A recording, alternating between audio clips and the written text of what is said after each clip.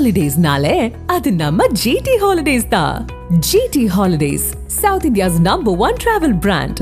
You know you are special when you're with GT Holidays. Erode கிழக்கு இடைத்தேர்தல் வந்திருக்கு. So இப்போ களமே எப்படி இருக்குன்னா, நாம் தமிழர் வெர்சஸ் டிஎம்கே. சீமானுடைய நாம் தமிழர் கட்சி பலவீனப்பட்டிருக்கிறது.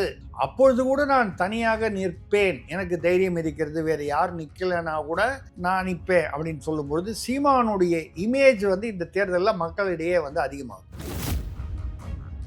இருமுனை போட்டின்னு வரும்பொழுது எப்படி வந்துடும் அப்படின்னு சொன்னால், திமுகவிற்கான ஓட்டு, அது பணம் கொடுத்த ஓட்டோ இல்லை அடிப்படையாக திமுகவுக்கு வரக்கூடிய பாரம்பரிய ஓட்டோ, அது இல்லாமல் திமுகவிற்கு எதிர்ப்பான ஓட்டுகள் எல்லாமே பெரும்பாலானவை சீமானுக்கு விழுவதற்கான வாய்ப்புகள் உண்டு. அந்த வகையில் சீமான் எடுத்தது சரியான அரசியல் முடிவு. திமுக பெரியாரின் கொள்கைகளை நாங்கள் கடைபிடிக்கிறோம்னு சொல்லும் பொழுது எதை கடைபிடிக்கிறோம் என்று அவர்கள் எப்பொழுதுமே கமிட் பண்ணுறதில்லை. இன்னென்ன கோட்பாடுகளை ஆதரிக்கிறோம், இன்னென்ன கோட்பாடுகளை நாங்கள் ஏற்கவில்லை என்று சொல்வதுதான் அரசியல் தெளிவாக இருக்கும். ஆனால் அவர்களால் சொல்ல முடியாத அளவுக்கு அங்கே குழப்பங்கள் அதிகமாக இருக்கிறது. போன உடனே என்ன ஜாதின்னு பெரியார் அவர்கள் கேட்டிருக்கார் அப்படிங்கிற விஷயங்கள்ல இருந்து என்ஜாய்மெண்ட் வித்தவுட் ரெஸ்பான்சிபிலிட்டி அப்படிங்கிறதாகட்டும். இல்லை, அது மட்டும் இல்லை, அந்த உறவுமுறை பற்றி ஒன்று தாயுடன் மகளுடன் உடல் உறவு கொள்வதில் தவறில்லைன்னு சொன்னார். அவர் சொல்கிறது ஆம்பளைக்கு ஒரு நீதி பொம்பளைக்கு ஒரு நீதியா அப்படின்னு கேட்குறது அவருடைய எண்ணமாக இருந்தாலும், அந்த வார்த்தைகள் ஒரு நூற்றாண்டு கழித்து அதை கோட் பண்ணும் பொழுது அதை படித்து பார்க்கும்போது வித்தியாசமாக இருக்கிறது. இது நாகரிகம் இல்லாததாக தெரிகிறது. 3% பிராமணர்களை எதிர்த்தவர் பெரியார், பாக்கி 10% அவர் எதிர்க்கலை, அவர் அவர்களை ஆதரித்தார், இடை உயர் சாதியை ஆதரித்தார். ஆனால் அதை மறைத்து அவர் உயர் சாதியினரை மொத்தமாக அவர் எதிர்த்த மாதிரி ஒரு பிம்பத்தை உருவாக்கினால், இந்த 87% சிறுபான்மையினர் மற்ற தாழ்த்தப்பட்டவர்களுடைய வாக்குகள், பிற்படுத்தப்பட்டவர்கள் வாக்குகள் கிடைக்கும் என்ற வாக்கு வங்கி அரசியலுக்காக பெரியாரை இவர்கள் தழுவி கொண்டிருக்கிறார்கள். திமுக பொறுத்தவரை நாங்கள் ஒன்றே குலம் ஒருவனே தேவன் வந்துட்டோம். நாங்கள் ஒன்றும் கடவுள் எதிர்ப்பு பேசலையே. பெரியாருடைய அந்த கொள்கையிலேருந்து நாங்கள் மாறுபட்டு தானே நாங்கள் கட்சியை தொடங்கணும் அப்படிங்கிறீங்க. ஒன்றே குலம் ஒருவனே தேவன் சொல்கிறீங்க. அப்போ ஏன் அது ஸ்ரீரங்கம் கோயில் வாசலில் கடவுளை நம்புவோன்னு அயோக்கியன் காட்டு முராண்டின்னு பெரியாருடைய சிலைக்கு கீழே அந்த வாசகம் வைத்திருக்கீங்க? ஒரு இஸ்லாமியர்கிட்டயோ இல்லை கிறிஸ்தவர்கிட்டயோ கடவுளை நம்புவோன் முட்டாள் அயோக்கியன்னு சொல்லி பாருங்கள். சர்ச்சு வாசலில் பெரியார் சிலையை வச்சு அந்த வாசகத்தை எழுதி பாருங்கள். திமுக அரசுக்கு தைரியம் இருக்கா? இது ஒரு மடைமாற்றம், இது வெற்று அரசியல். மடைமாற்றம் செய்வதற்கு வேறு ஒன்று கிடைக்கும் வரை இப்போ சீமான் இதில் வராரு. யாருக்கு இதில் லாபம் என்றால், நான் அரசியல் எந்த கட்சியும் சாராமல் பொதுவாக சொல்வது சீமானுக்கு லாபம். இப்போ என்டையர் தமிழ்நாட்டுடைய ஃபோக்கஸ் சீமான் பேரில் வந்துருச்சு இல்லை? அதுவும் அவர் ஈரோடு கிழக்கு இடைத்தேர்தலில் அவர் மட்டுமே நிற்கும் பொழுது இந்த ஃபோக்கஸ் அவருக்கு உதவும். ஆதர் நேயர்களுக்கு அன்பு வணக்கம். இன்றைய சிறப்பு நேர்காணலில் நம்முடன் இணைந்திருக்கிறார் தமிழக அரசியலின் ஆசிரியர் திருசக்தி சுந்தரராமன் அவர்கள். வணக்கம் சார். வணக்கம் வினோத், சொல்லுங்க சார். ஈரோடு கிழக்கு இடைத்தேர்தல் வந்திருக்கு. இதுல பிரதான எதிர்க்கட்சிகள் எல்லாமே புறக்கணிச்சிருக்கிறாங்க, நாம் தமிழரை தவிர. ஸோ இப்போ களமே எப்படி இருக்குன்னா, நாம் தமிழர் வெர்சஸ் டிஎம்கே அப்படிங்கிற மாதிரியான போட்டியை நோக்கி தான் இது இப்போதைக்கு நிற்குது. இப்போ இந்த இடைத்தேர்தலில் போட்டியிடுவதன் மூலம் ஃபர்ஸ்ட் சீமானுக்கு இருக்கக்கூடிய அட்வான்டேஜஸ் என்னென்ன அப்படின்னு நீங்க பாக்குறீங்க? நாம் தமிழருக்கு போட்டி அப்படிங்கிறத தாண்டி பொதுவாகவே இடைத்தேர்தல் என்றால் ஆளுங்கட்சிக்கு தான் அது சாதகம் அப்படிங்கிறது ஒரு எழுதப்படாத விதி. அதுக்கு காரணம் என்னென்னா, அவர்களுடைய முழு அதிகார பலத்தையும் அவர்கள் பிரயோகம் செய்வார்கள். திமுக போன்ற கட்சிகள் வழக்கமாக ஓட்டுக்கு பணம் கொடுப்பார்கள். கொஞ்சம் அவங்களுக்கு செலவு மிச்சப்படும் தடவை நம்ம நினைக்கலாம். ஏன்னு கேட்டால், பலமுனை போட்டி வரும்பொழுது அந்த பணம் செலவு பண்ண வேண்டியது வரும். கட்சிக்காக ஓட்டுக்கு விளைவுன்னு வழக்கமாக கொடுக்கறது தான். இப்போ இந்த தடவை அது கொடுக்காமையே ஓட்டு விழும் அப்படிங்கும்போது செலவே பண்ண மாட்டாங்கன்னு நான் சொல்லலை. பட்டு கொஞ்சம் 2000 ரூபா கொடுக்குற இடத்துல 1000 ரூபா கொடுத்தா கூட வாங்கிப்பாங்க. ஏன்னா சீமான் ஓட்டுக்கு பணம் கொடுக்கும், அவர் கொடுக்கும் நிலையிலோ இல்லை அந்த மாதிரி கோட்பாடு உள்ளவராகவோ இதுவரை தெரியவில்லை. இதுக்கு முன்னால் அவர் தேர்தலில் துணிச்சலுடன் நின்றிருக்கிறார். 4 முனை போட்டியில் இருக்கும் பொழுது தோற்று விடுவோம் என்று தெரிந்துமே பல தொகுதிகளில் தனியாக நின்றிருக்கிறார், கூட்டணி இல்லாமல். அதாவது அரசியலில் வெற்றியை மட்டுமே எதிர்பார்த்து நிற்கிற மாதிரி இல்லாமல் எனக்கென்று ஒரு தனி ஸ்டைல் இருக்குது, ஏதோ என் வழி தனி வழி அப்படின்னு ரஜினி சொன்ன மாதிரி அவர் வந்து தனியாக நிற்கிறாரு. அந்த வகையில் அவருடைய இந்த தேர்தலிலும் இந்த இடைத்தேர்தலிலும், ஏன்னா அவரும் இப்போ புறக்கணிச்சிருந்தாருன்னா அது வந்து அன்அப்போஸ்டா, எதிர்ப்பே இல்லாத ஒரு வெற்றியாக இருந்திருக்கும். அப்போது வழக்கமாக திமுக சொல்லியிருப்பாங்க, எங்களை எதிர்ப்பதற்கு தமிழ்நாட்டில் கண்ணுக்கு தெரிந்த தூரம் வரை யாருமே வந்து எங்களுக்கு எதிரிகள் இல்லை அப்படின்னு. அந்தந்த சமயத்தில் இதே டைலாக் திமுகலையும் சொல்லியிருக்காங்க, ஜெயலலிதா அதிமுகவில் இருக்கும்போது சொல்லியிருக்காங்க. அந்தந்த சூழலுக்கு சொல்லுவாங்க. எம்ஜிஆர் இருக்கிறதுக்கு முன்னால் கலைஞரும் சொல்லியிருக்காரு. அதுக்கப்புறம் 13 வருஷம் ஆட்சிக்கே வர முடியாமல் போனதும் கதைகளும் உண்டு. ஸோ அவங்கவுங்க அந்தந்த பீரியடில் ஒரு கெத்துக்காக சொல்கிறது தான் அது. அந்த வகையில் பார்க்கும் பொழுது சீமானின் துணிச்சல், ஏன்னா சீமானும் ரொம்ப சர்வசாதாரணமாக, சீமான் இப்பொழுது வந்து அவருக்கு இது வந்து ஒரு ஒரு ஒரு ஒரு விதமான பரிசோதனை என்று கூட சொல்லலாம். சோதனை. ஏன்னு கேட்டால் அவரை சுற்றி உள்ள அவருடைய நிர்வாகிகள் பலர் பல மாவட்டங்களிலிருந்து பிரிந்து சென்றிருக்கிறார்கள், விலகி சென்றிருக்கிறார்கள். இது திமுக தான் வேணும்னு காசு கொடுத்து உடைச்சாங்கன்னு சில பேர் சொல்கிறவங்க உண்டு. இல்லை அவருடைய சில போக்குகள் பிடிக்காமல் வந்து சில பேர் போனாங்க, கருத்து வேற்றுமைகளால் போனார்கள் என்று. அது அவர்களுடைய உட்கட்சி பிரச்சனை. அது எதுவாக இருந்தாலும் சீமானுடைய நாம் தமிழர் கட்சி பலவீனப்பட்டிருக்கிறது என்ற ஒரு பிம்பம் இருக்கும் பொழுது, அப்பொழுது கூட நான் தனியாக நிற்பேன், எனக்கு தைரியம் இருக்கிறது, வேறு யார் நிற்கலைன்னா கூட நான் நிற்பேன் அப்படின்னு சொல்லும் பொழுது சீமானுடைய இமேஜ் வந்து இந்த தேர்தலில் மக்களிடையே வந்து அதிகமாகுது. இது என்னுடைய பார்வை. அவர் பலவீனமாக வந்து மக்கள் வந்து முன்ன அளவுக்கு அவருக்கு முன்னால் 8% வாங்கினார், 3லேருந்து 8 வரைக்கும் போனார், இப்போ குறைஞ்சிரும் அப்படின்னு எதிர்பார்க்குற டயத்தில் நான் தனியாக நிற்கிறேன் அப்படின்னு வரும்பொழுது அவர் எடுத்த முடிவு சரியான முடிவு, அரசியல் ரீதியாக சரியான முடிவு அப்படிங்கிறது.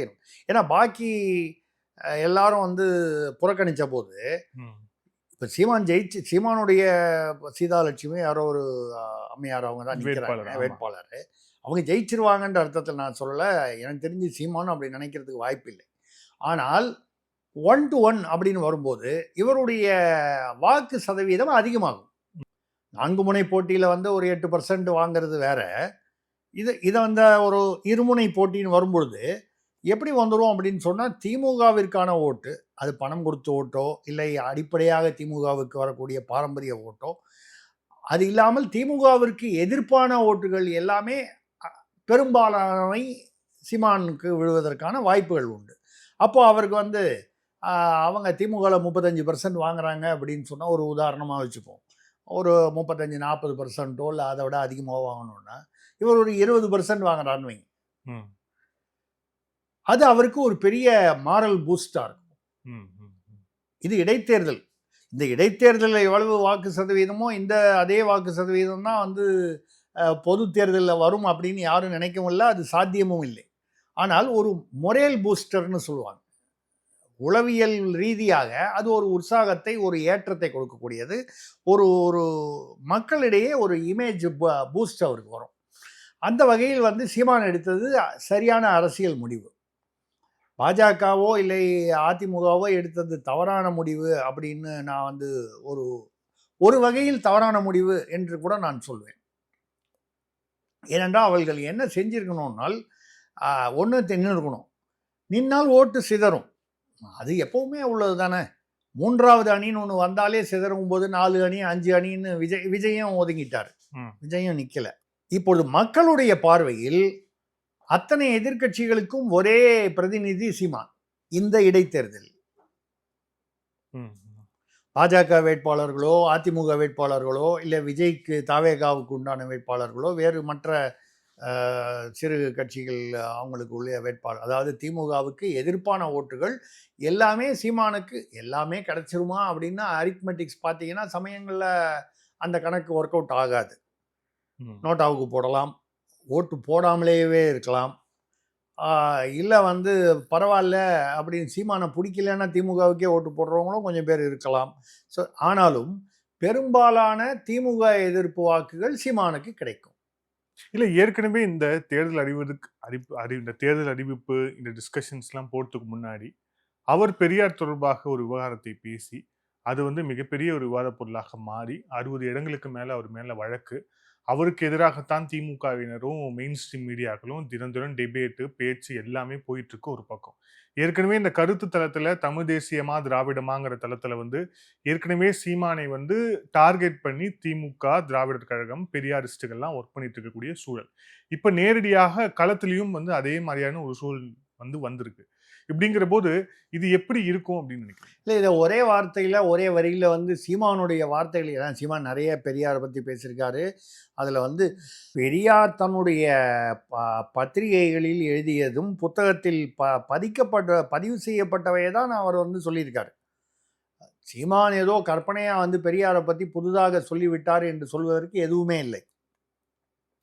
அதில் வந்து அதாவது 1949 திமுக வந்து பிரிந்த பொழுது முரசொலியில் கார்ட்டூன் மற்றும் வந்து தலையங்கங்களில் வந்து ஈவேரா பெரியாரை வந்து மிக மிக கடுமையாகவும் கொச்சையாகவும் விமர்சித்திருக்கிறார். தமிழக அரசியல் பத்திரிகையில் வந்து கார்கோடன் கட்டுரை, அதாவது தலையங்க கட்டுரையில் வந்து 2-3 முறை அதை வந்து எடுத்து போட்டே எழுதியிருக்கேன், முரசொலி கார்ட்டூன். இதில் என்னென்னா அப்படின்னா, இதுவரைக்கும் இவன் வந்து அதாவது சீமானின் கருத்தை வந்து நான் வந்து எங்கே ஒத்துப்போகிறேன் இந்த விஷயத்தில். சீமானுடைய பல கருத்துகளில் வந்து எனக்கு கருத்து வேற்றுமைகள் உண்டு. நான் இந்த ஒரு கருத்தியலை வைத்து சொல்கிறேன். இந்த பெரியாரை பற்றி பேசும்போது திமுக வந்து இதே திமுக தான் பெரியாரை மிக வன்மையாக, மிக கொச்சையாக, ஆபாசமாக, அதாவது முதலில் வந்து முரசொலியில் 10 கேள்வி கேட்டாங்க. முதல் கேள்வியே பார்த்தீங்கன்னா பெரியாருடைய பிறப்பை பற்றியது. அவருடைய தந்தை வெங்கடபதி நாயக்கர் என்றால் உண்மையிலேயே அவருடைய தந்தை வெங்கடபதி நாயக்கருக்கு பிறந்தவர் தானா? இது மிக கொச்சையான ஒரு கேள்வி. இது பாக்கி 9மே இதே மாதிரி கொச்சையான கேள்விகள். அவர் மணியம்மையை திருமணம் செய்து கொண்டது உட்பட பல விஷயங்கள். இது வந்து யாரிடமிருந்து இவர்கள் கற்றார்கள் என்று பார்த்தால் மறுபடியும் வந்து ஈவேராவிடமிருந்து தான் கற்றார்கள். ஏன்னு கேட்டால் அவர் வந்து திமுக பிரிந்த போது என்ன எழுதினார்? அண்ணாதுரை வந்து திண்ணையில் வந்து படுத்த ஒரு ஜாதி ஒருத்தரை குறிப்பிட்டு அவருக்கு பிறந்தவர் அப்படின்னு கொச்சையாக வந்து, அதாவது உண்மையிலேயே அறிஞர் அண்ணாதுரையுடைய தாயை கொச்சைப்படுத்தும் அந்த ஒரு அர்த்தம், அந்த அர்த்தத்தில் தானே வருது. தந்தை பெரியார் தெரியாதவர் என்று சொல்லும்பொழுது ஒருவரை அது கொச்சைப்படுத்துவது தான். இது வந்து அச்சில் உள்ளது, நான் ஏதோ புதுசாக சொல்கிறது இல்லை. அவருடைய புத்தகத்தில், அவருடைய விடுதலையில் அவர் எழுதினது. பாரதிதாசன் வந்து குயில் பத்திரிகையில் எழுதியிருக்காரு.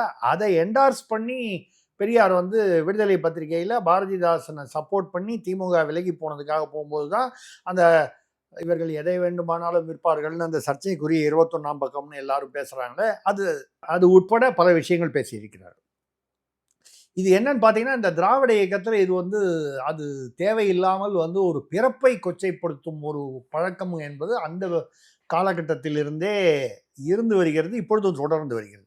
இப்போ கூட துரைமுருகன் அவர்கள் வந்து அண்ணாமலை வந்து சீமான் பேசியதை வந்து ஒரு அளவில் ஆதரவு தெரிவித்து அவர் பெரியார் பேசியதை தான் சொன்னார், ஆனால் பெரியார் பேசிய காலகட்டம் வேறு அப்படின்னு சொல்லி அவருடைய கருத்தை சொன்னார். நான் கூட பல முறை பேசும்போது திமுக பெரியாரை ஆதரித்து அவர்தான் தந்தை அப்படின்னு சொல்லும் பொழுது திமுக தெளிவாக சொல்ல வேண்டும்.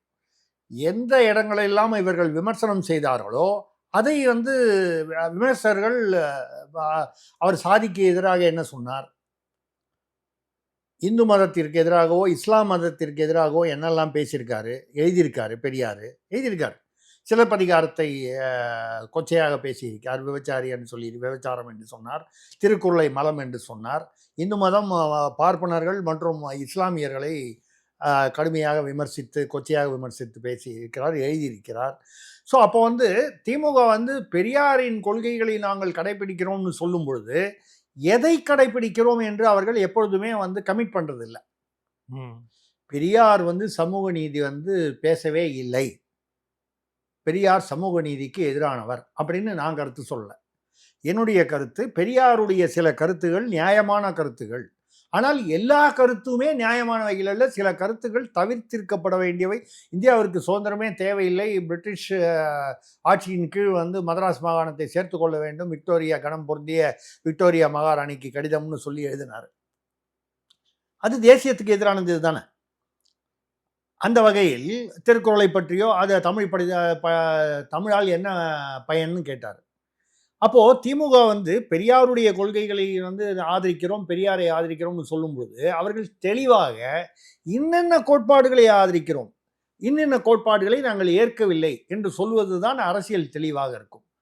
ஆனால் அவர்களால் சொல்ல முடியாத அளவுக்கு அங்கே குழப்பங்கள் அதிகமாக இருக்கிறது ம். பெரியாருடைய கொள்கைகளில். இல்ல ஆனா பெரியார் தொடர்பாக இந்த விவாதம் எழுந்த பிறகு வந்த நிறைய கருத்துக்கள். அவர் வந்து சீமானவர்கள் சொன்னது என்னமோ ஒரு கருத்து தான். ஆனா சீமானவர்கள் சொல்லாத பல விஷயங்களை பெரியார் வந்து சொல்லியிருக்கிறார். அது சம்பந்தமாக பேசியிருக்கிறார். குறிப்பாக வந்து போன உடனே என்ன ஜாதின்னு வந்து பெரியார் அவர்கள் கேட்பார் கேட்டிருக்கார். அப்படிங்கிற விஷயங்கள்ல இருந்து என்ஜாய்மெண்ட் வித்தவுட் ரெஸ்பான்சிபிலிட்டி அப்படிங்கிறதாகட்டும். இல்ல அது மட்டும் இல்ல, இது இந்த எல்லாமே உறவுமுறை பத்தி ஒன்று தாயுடன் மகளுடன் வந்து உடல் உறவு கொள்வதில் தவறில்லைன்னு சொன்னாரு. ஆம்பளைகள் வந்து பல வப்பாட்டிகளை வைத்துக் கொள்வது போல் வந்து பெண்களும் வந்து வைத்துக் கொண்டால் என்ன தவறுன்னு. அதாவது அவர் கேட்டது வந்து அந்த சூழ்நிலையில வந்து ஏன் ஆணுக்கும் பெண்ணுக்கும் வித்தியாசம் இருக்கணும் அப்படிங்கிற சமூக நீதி அப்படின்னு சொன்னால் கூட ஒரு காலத்தில் ஒரு ஒரு ஒரு காலகட்டத்தில் பார்க்கும் பொழுது அப்போ வந்து என்ன வரும், அப்போ வந்து பொம்பளைங்களையும் அவர் வந்து தப்பு பண்ணலான்னு சொல்றாரு அப்படிங்கிற அர்த்தத்தை தான் அது கொடுக்குறது. அவர் சொன்ன அர்த்தம் அதுவாக தான் இருக்கணும்னு அவசியம் இல்லை. அவர் சொல்றது ஆம்பளைக்கு ஒரு நீதி பொம்பளைக்கு ஒரு நீதியா அப்படின்னு கேட்கறது அவருடைய எண்ணமாக இருந்தாலும் அந்த வார்த்தைகள் ஒரு நூற்றாண்டு கழித்து வந்து அதை கோட் பண்ணும் பொழுது அதை படித்து பார்க்கும்போது வித்தியாசமாக இருக்கிறது, அனர்த்தமாக படுகிறது. இது நாகரிகம் இல்லாததாக தெரிகிறது. அந்த சூழ்நிலையில் அது வந்து ஏன் ஆம்பளைக்கு பொம்பளை வித்தியாசப்படுத்துறீங்க? இல்ல அதுலதான் ஒரு வேறுபாடு எனக்கு புரியல. என்னன்னா இது இந்த கருத்துக்கள்லாம் சொன்னதால அவர் வந்து நாகரிகம் அற்றவர்னு நம்ம எடுத்துக்கணுமா, இல்ல நம்ம எல்லாம் நாகரிகம் ஆயிட்டோம்னு எடுத்துக்கணுமா? இல்ல அவருடைய கொள்கைகளில் பல வந்து கோட்பாடுகளில் வந்து ஏற்றுக்கொள்ளக்கூடியவையாக அல்ல. அதுல வந்து ஒன்றும் தவறே இல்லை. ஆனா பெரியார் வந்து சாதி கொடுமையை ஒழித்தார் என்று சொல்லும் பொழுது அவர் வந்து தாழ்த்தப்பட்ட சாதியினர் பள்ளச்சிகளும் பறச்சிகளும் வந்து ஜம்பர்னா ஜாக்கெட்டு போடுவதால் தான் வந்து துணி விலை ஏறி போனது அப்படிங்கிற மாதிரி சில இதெல்லாம் சொல்லியிருக்காரு. அப்படின்னா வந்து என்ன அர்த்தம் வந்து வருதுன்னால் அப்போ அவங்கெல்லாம் போடக்கூடாது, அப்போ தாழ்த்தப்பட்டவர்கள் 4 பேர் வந்து எதிரிகள் சமூகத்தில்னு சொன்னார். பார்ப்பனர்கள், தாழ்த்தப்பட்டவர்கள், அடிக்கோடிட்டு பார்க்க வேண்டும், இஸ்லாமியர்கள், கிறிஸ்தவர்கள். அப்போ சிறுபான்மையினர், தாழ்த்தப்பட்டவர்கள், பார்ப்பனர்கள், அதாவது பிராமணர்கள், இவர்கள் 4வரும் எதிரிகள் என்றால் அவர் யாரை வந்து பாராட்டி உயர்த்தி பேசுகிறார்னா இந்த இடை உயர் சாதின்னு சொல்றார். ஏன்னா அதுக்கப்புறம் தானே நீங்கள் பிற்படுத்தவர் மிகவும் பிற்படுத்தப்பட்டவர்னு வந்ததெல்லாம் பின்னாளில் வந்தது தானே. இல்லை இப்போ இன்றைக்கே ஃபார்வர்ட் கேஸ்ட்னு சொன்னீங்கன்னா அதில் பிராமணர்களும் இருக்காங்க, ஒரு உடையாரோ ஒரு முதலியாரோ இல்லை வேறு நாயுடுவோ இல்லை மற்றவர்களும் இருக்கிறார்கள், நாயக்கர்களும் இருக்கிறார்கள். அந்த மாதிரி அவங்களும் வராங்க. அதில் சில பேர் பிசியில் வந்துடுறாங்க, சில பேர் எம்பிசியில் வந்துடுறாங்க. இதெல்லாம் வந்து பின்னாளில் நடந்தது. அவர் சொல்ல வருவது தாழ்த்தப்பட்டவர்களை வந்து எதிரிகள் என்கிறார். இஸ்லாமியர்கள் அதாவது சிறுபான்மையினரும் அதே மாதிரி சொல்கிறார், பிராமணர்களை நிச்சயமாக சொல்கிறார். இப்படி சொல்லும் பொழுது அவர் சாதிகளை ஒழித்தார் என்று சொல்வது வந்து ஏற்றுக்கொள்ளும்படியாக இல்லை. அதை ஏற்றுக்கொள்பவர்கள் வந்து அவர் சமூக நீதி காத்தார் அப்படின்னு சொல்றாங்க அப்படின்னு சொன்னால் அவர்கள் எந்த கண்ணோட்டத்தில் சொல்கிறார்கள் என்பதை அவர்கள் விளக்க வேண்டும். இல்ல அதுதான் ஒரு கேள்வியா இருக்கு. என்ன அப்படின்னா இங்க பல பேர் குறிப்பா வந்து பெரியாருக்கு ஆதரவாக பேசக்கூடிய பல பேர்ல இருந்து நிறைய பேர் என்ன சொல்றாங்க அப்படின்னா அது ரொம்ப ஒரு எல்லாருமே பயன்படுத்தக்கூடிய ஒரு வார்த்தையாக இருக்கு. நான் இங்க உட்கார்ந்துருக்கேன்னா அதுக்கு பெரியார் காரணம், நான் சட்டை போடுறேன்னா அதுக்கு பெரியார் காரணம், நான் இப்போ நம்ம இந்த மாதிரி சரிசமமாக உட்கார்ந்து இப்படி நான் கேள்வி கேட்கறேன்னா அதுக்கு பெரியார் காரணம். நான் பேண்ட் போட்டது காரணமே நீ இன்னைக்கு மற்றவனை பார்த்து சொல்லு, நீ இன்னைக்கு பேண்ட் போட்டு உட்காந்துருக்கேன்னா அது காரணமே பெரியார்னா அதுக்கு முன்னால யாருமே பேண்ட் போட்டது இல்லையா? ஒரு உதாரணமாக கட்டுறேன். நீ இன்னைக்கு வேட்டி கட்டிட்டு கல்லூரியில் படிக்கிறாய் என்றால் அதற்கு காரணம் வந்து யாருன்னா ஏன் வந்து அதாவது நான் வந்து பெரியார்னு ஒருத்தர் மட்டும் இல்லை, எத்தனையோ பேர் காரணம். அதற்கு ராஜாஜி காரணம், ராமசாமி லட்சுமணசாமி முதலியார் அவர்கள்லாம் வந்து பெரிய வைஸ் சான்சலராக இருந்திருக்கேன் தமிழ்நாட்டிலிருந்து. அதாவது நான் சொல்கிறது வந்து சாதிகளை தவிர்த்து விட்டு பார்த்தால் எத்தனையோ பேர். தமிழ் தாத்தா உவே சாமிநாதையர் இல்லை என்றால் வந்து இன்றைக்கி வந்து சங்க இலக்கியங்கள் எதுவுமே நமக்கு தமிழ்நாட்டிற்கு கிடைத்திருக்காது. இதே மாதிரி வந்து மூவா அவர்கள் இருந்திருக்கிறார்கள், திருவிக அவர்கள் இருந்திருக்கிறார்கள். நான் ஒரு குறிப்பிட்ட சாதியை மட்டும் சொல்லலை, எல்லா இதுலேயும் இவங்க எல்லாருமே தமிழுக்கு எவ்வளவோ தமிழுக்கும் தமிழர்களுக்கும் இருக்க மாப்போசி அவரை விட தேசியம் வந்து தமிழ்நாட்டிற்காக பாடுபட்ட எத்தனையோ சுதந்திர போராட்ட தியாகிகளில் மறைக்கப்பட்டவர் மாப்போசி அவர்கள், மாப்போ சிவஞானம் அவர்கள். தமிழ்நாடு வந்து தமிழ்நாடுன்னு பேர் வரத்துக்கு காரணமாக உயிர் நீத்த விரதம் இருந்து உயிர் நீத்த சங்கரலிங்கனார். தமிழ்நாடு வந்து சொல்லுவாங்க வழக்கமாக, தமிழ்நாடு வந்து அண்ணாதுரை தான் அறிவித்தார் என்று. உண்மை. ஆனால் அதில் பார்ஷியலி ட்ரூ. சட்டமன்றத்தில் அதை அறிவித்தது அண்ணாதுரை இருக்கும் பொழுது, அறிஞர் அண்ணா இருக்கும் பொழுது. ஆனால் அதற்காக போராட்டம் செய்து உயிர் நீத்தது அதற்கு முன்னாலேயே சங்கரலிங்கனார். நீங்கள் அண்ணாவிற்கும் அதில் பங்கு இருக்கிறது என்பதை நான் ஏற்றுக்கொள்கிறேன். ஆனால் அண்ணாதான் அதை வாங்கி கொடுத்தார் என்று சொல்வது நியாயம் இல்லை. சங்கரலிங்கனார் போன்ற எத்தனையோ பேர், அவரோட கூட இன்னொருத்தர் இருந்தார், தாளமுத்து நடராஜன், இவங்கெல்லாம் இருந்தாங்க. இவர்களுக்கெல்லாம் நாம் வந்து தீங்கிழைப்பது போல் ஆகிவிடும். உழைத்தவர்களுக்கு தேசியத்திற்காகவும் தமிழ்நாட்டிற்காகவும் தமிழகம் என்கிற அந்த கான்செப்ட், அந்த கொள்கை கோட்பாடு. ஸோ நீங்கள் அதெல்லாம் விட்டுட்டு பெரியார் தான் இதை செய்தார் அதை செய்தார் என்று ஒரு பிம்பத்தை, இப்போ அம்பேத்கர் அப்படின்னு சொன்னால், அம்பேத்கர் நாடு முழுவதும் வந்து அம்பேத்கர் சட்ட அமைப்பை ஏற்படுத்தினார். அப்படி அது மாதிரி பெரியாரால் சில சமூக நீதி அவருடைய இதில் வந்து இருக்குது. இப்போ பாரதிதாசன் எடுத்துக்கிட்டிங்கன்னா, அவர் வந்து இப்போ விதவா மறுமணத்தை வந்து அதை வந்து கொண்டு வரணுங்கிறதுல கொண்டு வந்தார். ஆனால் அதையே வந்து தேவதாசிகளை ஒழிக்கணும்னு சொல்லி முதல்ல வந்து சட்டமன்றத்தில் முழங்கியது வந்து முத்துலட்சுமி ரெட்டி, டாக்டர் முத்துலட்சுமி ரெட்டி என்பவர்கள் வந்து, அவர் வந்து ஒரு பிராமண குடும்பத்தில், ஒரு பக்கம் பிராமண குடும்பம், ஒரு பக்கம் தேவதாசி குடும்பம். அதை தாண்டி அவர் திருமணம் செய்து கொண்டது ரெட்டியார். இன்னைக்கு நீங்கள் ஃபார்வர்டு கேஸ்ட்னு சொல்லக்கூடியது. ஸோ அது ஒரு கலப்பு. அவங்க வந்து பார்த்தீங்கன்னா, அவர் நடிகர் ஜெமினி கணேசன் அவர்களுக்கு வந்து அவர்கள் அத்தையோதோ நெருங்கிய உறவினராக வருவாங்க. எதுக்காக சொல்கிறேன்னா, இந்த மாதிரி வந்து எத்தனையோ பேர் வந்து இந்த சமூக நீதிக்காக பாடுபட்டு இருக்கிறார்கள். மதுரை வைத்தியநாத ஐயரும் ராஜாஜியும் தான் வந்து வந்து ஆலய பிரவேசத்துக்கு போனார். முத்துராமலிங்க தேவர் வந்து இல்லைன்னா ஆலய பிரவேசம் தாழ்த்தப்பட்டவர்களுக்கு, மற்ற சாதியினருக்கு நடந்திருக்காது. ஆனால் வந்து முத்துராமலிங்க தேவர் மட்டும்தான் யாரும் சொல்றதில்லை, வைத்தியநாத ஐயர் மட்டும்தான் யாரும் சொல்றதில்லை, ராஜாஜி மட்டும்தான் யாரும் சொல்றதில்லை. ஏன் வந்து இந்த பெரியார் மட்டும்தான் என்று அந்த மாதிரி அது மாதிரி ஒரு ஒரு தூக்கி வைத்து மற்றவர்களை தாழ்த்தி மற்றவர்களை மறைக்க செய்யும் பொழுது தான் இந்த பிரச்சனை வருகிறது. இத்தனை பேரோட நீங்க வந்து கூடவே வந்து அவரையும் பெரியாரையும் நீங்க சொல்றீங்கன்னா, போய் தேசிய கொடியை வந்து வெள்ளைக்காரன் இருக்கும்போது பாஷ்யம் ஆரியன் என்பவர் வந்து போய் உயிரை பணையம் வைத்து போய் தேசிய கொடியை, இந்திய தேசிய கொடியை வெள்ளைக்காரன் இருக்கும்போதே சுதந்திரத்துக்கு முன்னாலேயே போய் ஏற்றிட்டு வந்தார். அவரை பற்றி யாருக்கு தெரியும்? வஉசியை பற்றி யார் பேசுகிறோம்? கப்பல் கம்பெனி ஆரம்பித்து திரும்பி வரும்போது அந்தமான் தீவில் சிறையில் வந்து எவ்வளவோ துடிச்சு அவரும் சரி, சுப்பிரமணிய சிவா, இவங்களை பற்றி நம்ம வந்து பேசுகிறோமா? தமிழின் தந்தை வஉசின்னு பேசுகிறோமா? தமிழ்நாட்டின் தந்தை சுப்பிரமணிய சிவான்னு பேசுகிறோமா? இல்லையே.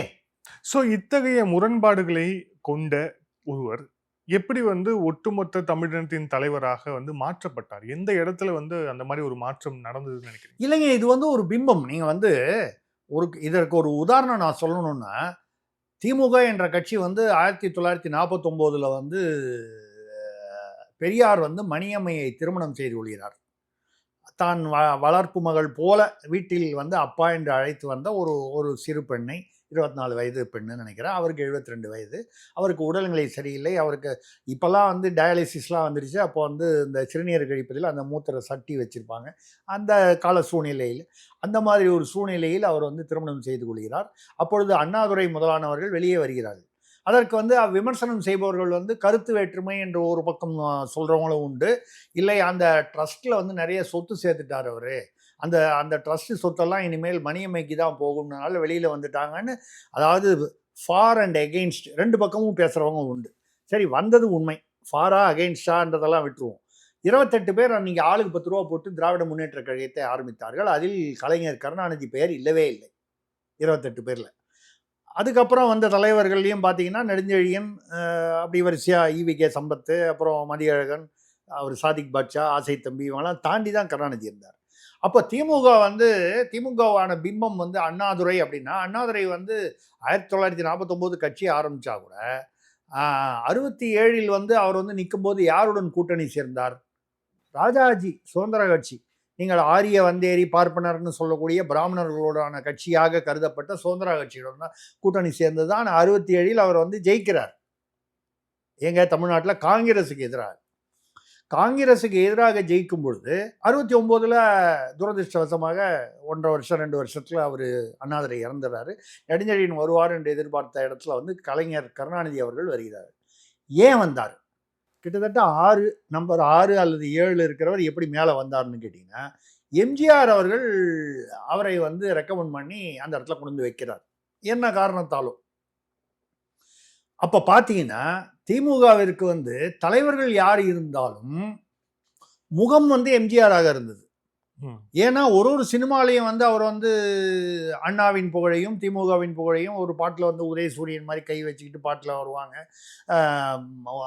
அந்த வரிகளில் கண்ணதாசன் எழுதுவதாக இருந்தாலும் வாலி எழுதுவதாக இருந்தாலும் அந்த பாடல்களில் வந்து திமுகவின் கோட்பாடுகள் நிறைய வந்து வந்திருக்கும். அண்ணான்னு வந்ததெல்லாம் பிற்காலத்தில் வந்து சென்சாரில் மாற்றினதெல்லாம் சில வார்த்தைகள்லாம் உண்டு. இதை அதாவது என்ன சொல்லணும்னா அவருடைய ஒரு படத்திலையும் பாடல்களிலும் காட்சிகளிலும் திமுகவை முன்னிலைப்படுத்தி அவரை வந்து கொண்டு வந்தார். திமுகவின் ஷோகேஸாக இருந்தார். அப்போ எம்ஜிஆர் வந்து திடீர்னு புதுசாக கட்சி ஆரம்பித்த போது ஒரே நாளில் கட்சி ஆரம்பித்து அவர் வந்து முதலமைச்சர் ஆகிட்டாருன்னு சொல்கிறத விட உண்மை என்னன்னா ஏறக்குறைய 20 வருஷம் அல்ல அதுக்கு மேலே வந்து திமுகவின் திரைப்பட முகமாக இருந்து, ஏன்னா தமிழ்நாட்டில் வந்து திரைப்படம்ங்கிறது வந்து ஒரு பெரிய நம்ம அடிக்ட். வேற எந்த மாநிலத்தில் அமிதாப் பச்சன் கூட வந்து இப்போ எம்ஜிஆர் அளவுக்கு அதே மாதிரி வடநாட்டில் வந்து ஒரு புகழ்பெற்றவர் பிரபலமானவர்னு சொன்னால் கூட அமிதாப் பச்சன் அரசியலில் வந்து ஒன்றுமே இல்லாமல் போயிட்டார். எங்கே வந்து இது சத்ருகன் சின்ஹா வந்தார், ஒன்றும் இல்லாமல் போயிட்டார். எத்தனையோ நடிகர்கள் அந்த மாதிரி வந்து போயிருக்காங்க. ஆனால் தென்னாட்டில், அதாவது குறிப்பாக தமிழ்நாடுன்னு ஏன் சொல்லணும்னா அப்போ மதராஸ் மாகாணமாக இருந்தது. அப்போ என்டி ராமராவ் நடிகர்களாக இருந்து முதல்வர்களாக ஆனது யார்? என்டி ராமராவ், எம்ஜி ராமச்சந்திரன் அவர்கள், ஜெயலலிதா அவர்கள். கலைஞர் கருணாநிதி அவர்களும் பராசக்தியினால தான் புகழ் பெற்றார். அதே சமயத்தில் நடிப்பதனாலேயே வந்து அப்படி பார்த்தா சிவாஜி கணேசன் ஆக முடியல. எத்தனையோ நடிகர்கள் வந்து அரசியலில் வந்து டி ராஜேந்தர் வரிசையாக எஸ்எஸ்ஆர் கூட திமுகவில் இருந்தாரே தவிர தனியாக கட்சி ஆரம்பித்தார் போனியாவில். ஆனால் எம்ஜிஆருக்கென்று அந்த திமுகவுடைய ஃபேஸாக இருந்தார். அதே மாதிரி பெரியாரை தங்களுடைய ஃபேஸாக இவர்கள் கொண்டு விட்டார்கள் திமுக. ஏன்னா ஒரு பீரியட்ல அண்ணாவை வைத்திருந்தார்கள். ஆனால் என்ன காரணத்தினாலோ, ஏன்னா அண்ணாவுடைய வாரிசுகள் என்ன ஆனாங்க, அவருடைய அண்ணாவுடைய வளர்ப்புமானான டாக்டர் பனிமளம் வந்து கடன் தொல்லையாலும் உடல் நோயினாலும் புற்றுநோய் வந்தது அவருக்கு. அதோடைய இது தாழாமல் அதனால் வந்த கடன் தொல்லையினால் கிணற்றில் விழுந்து தற்கொலை செய்து கொண்டார். ராணி அண்ணாதுரை அவர்கள்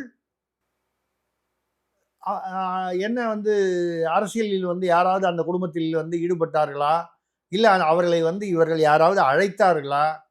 இல்லை. அப்போ அண்ணாதுரையும் வந்து குறைந்த காலத்திற்கு வந்து ஷோகேஸாக வந்து யூஸ் பண்ணப்பட்டாரே தவிர இன்னைக்கு பாருங்க எங்கேயாவது அண்ணாதுரை பேர் வருதா? வரல.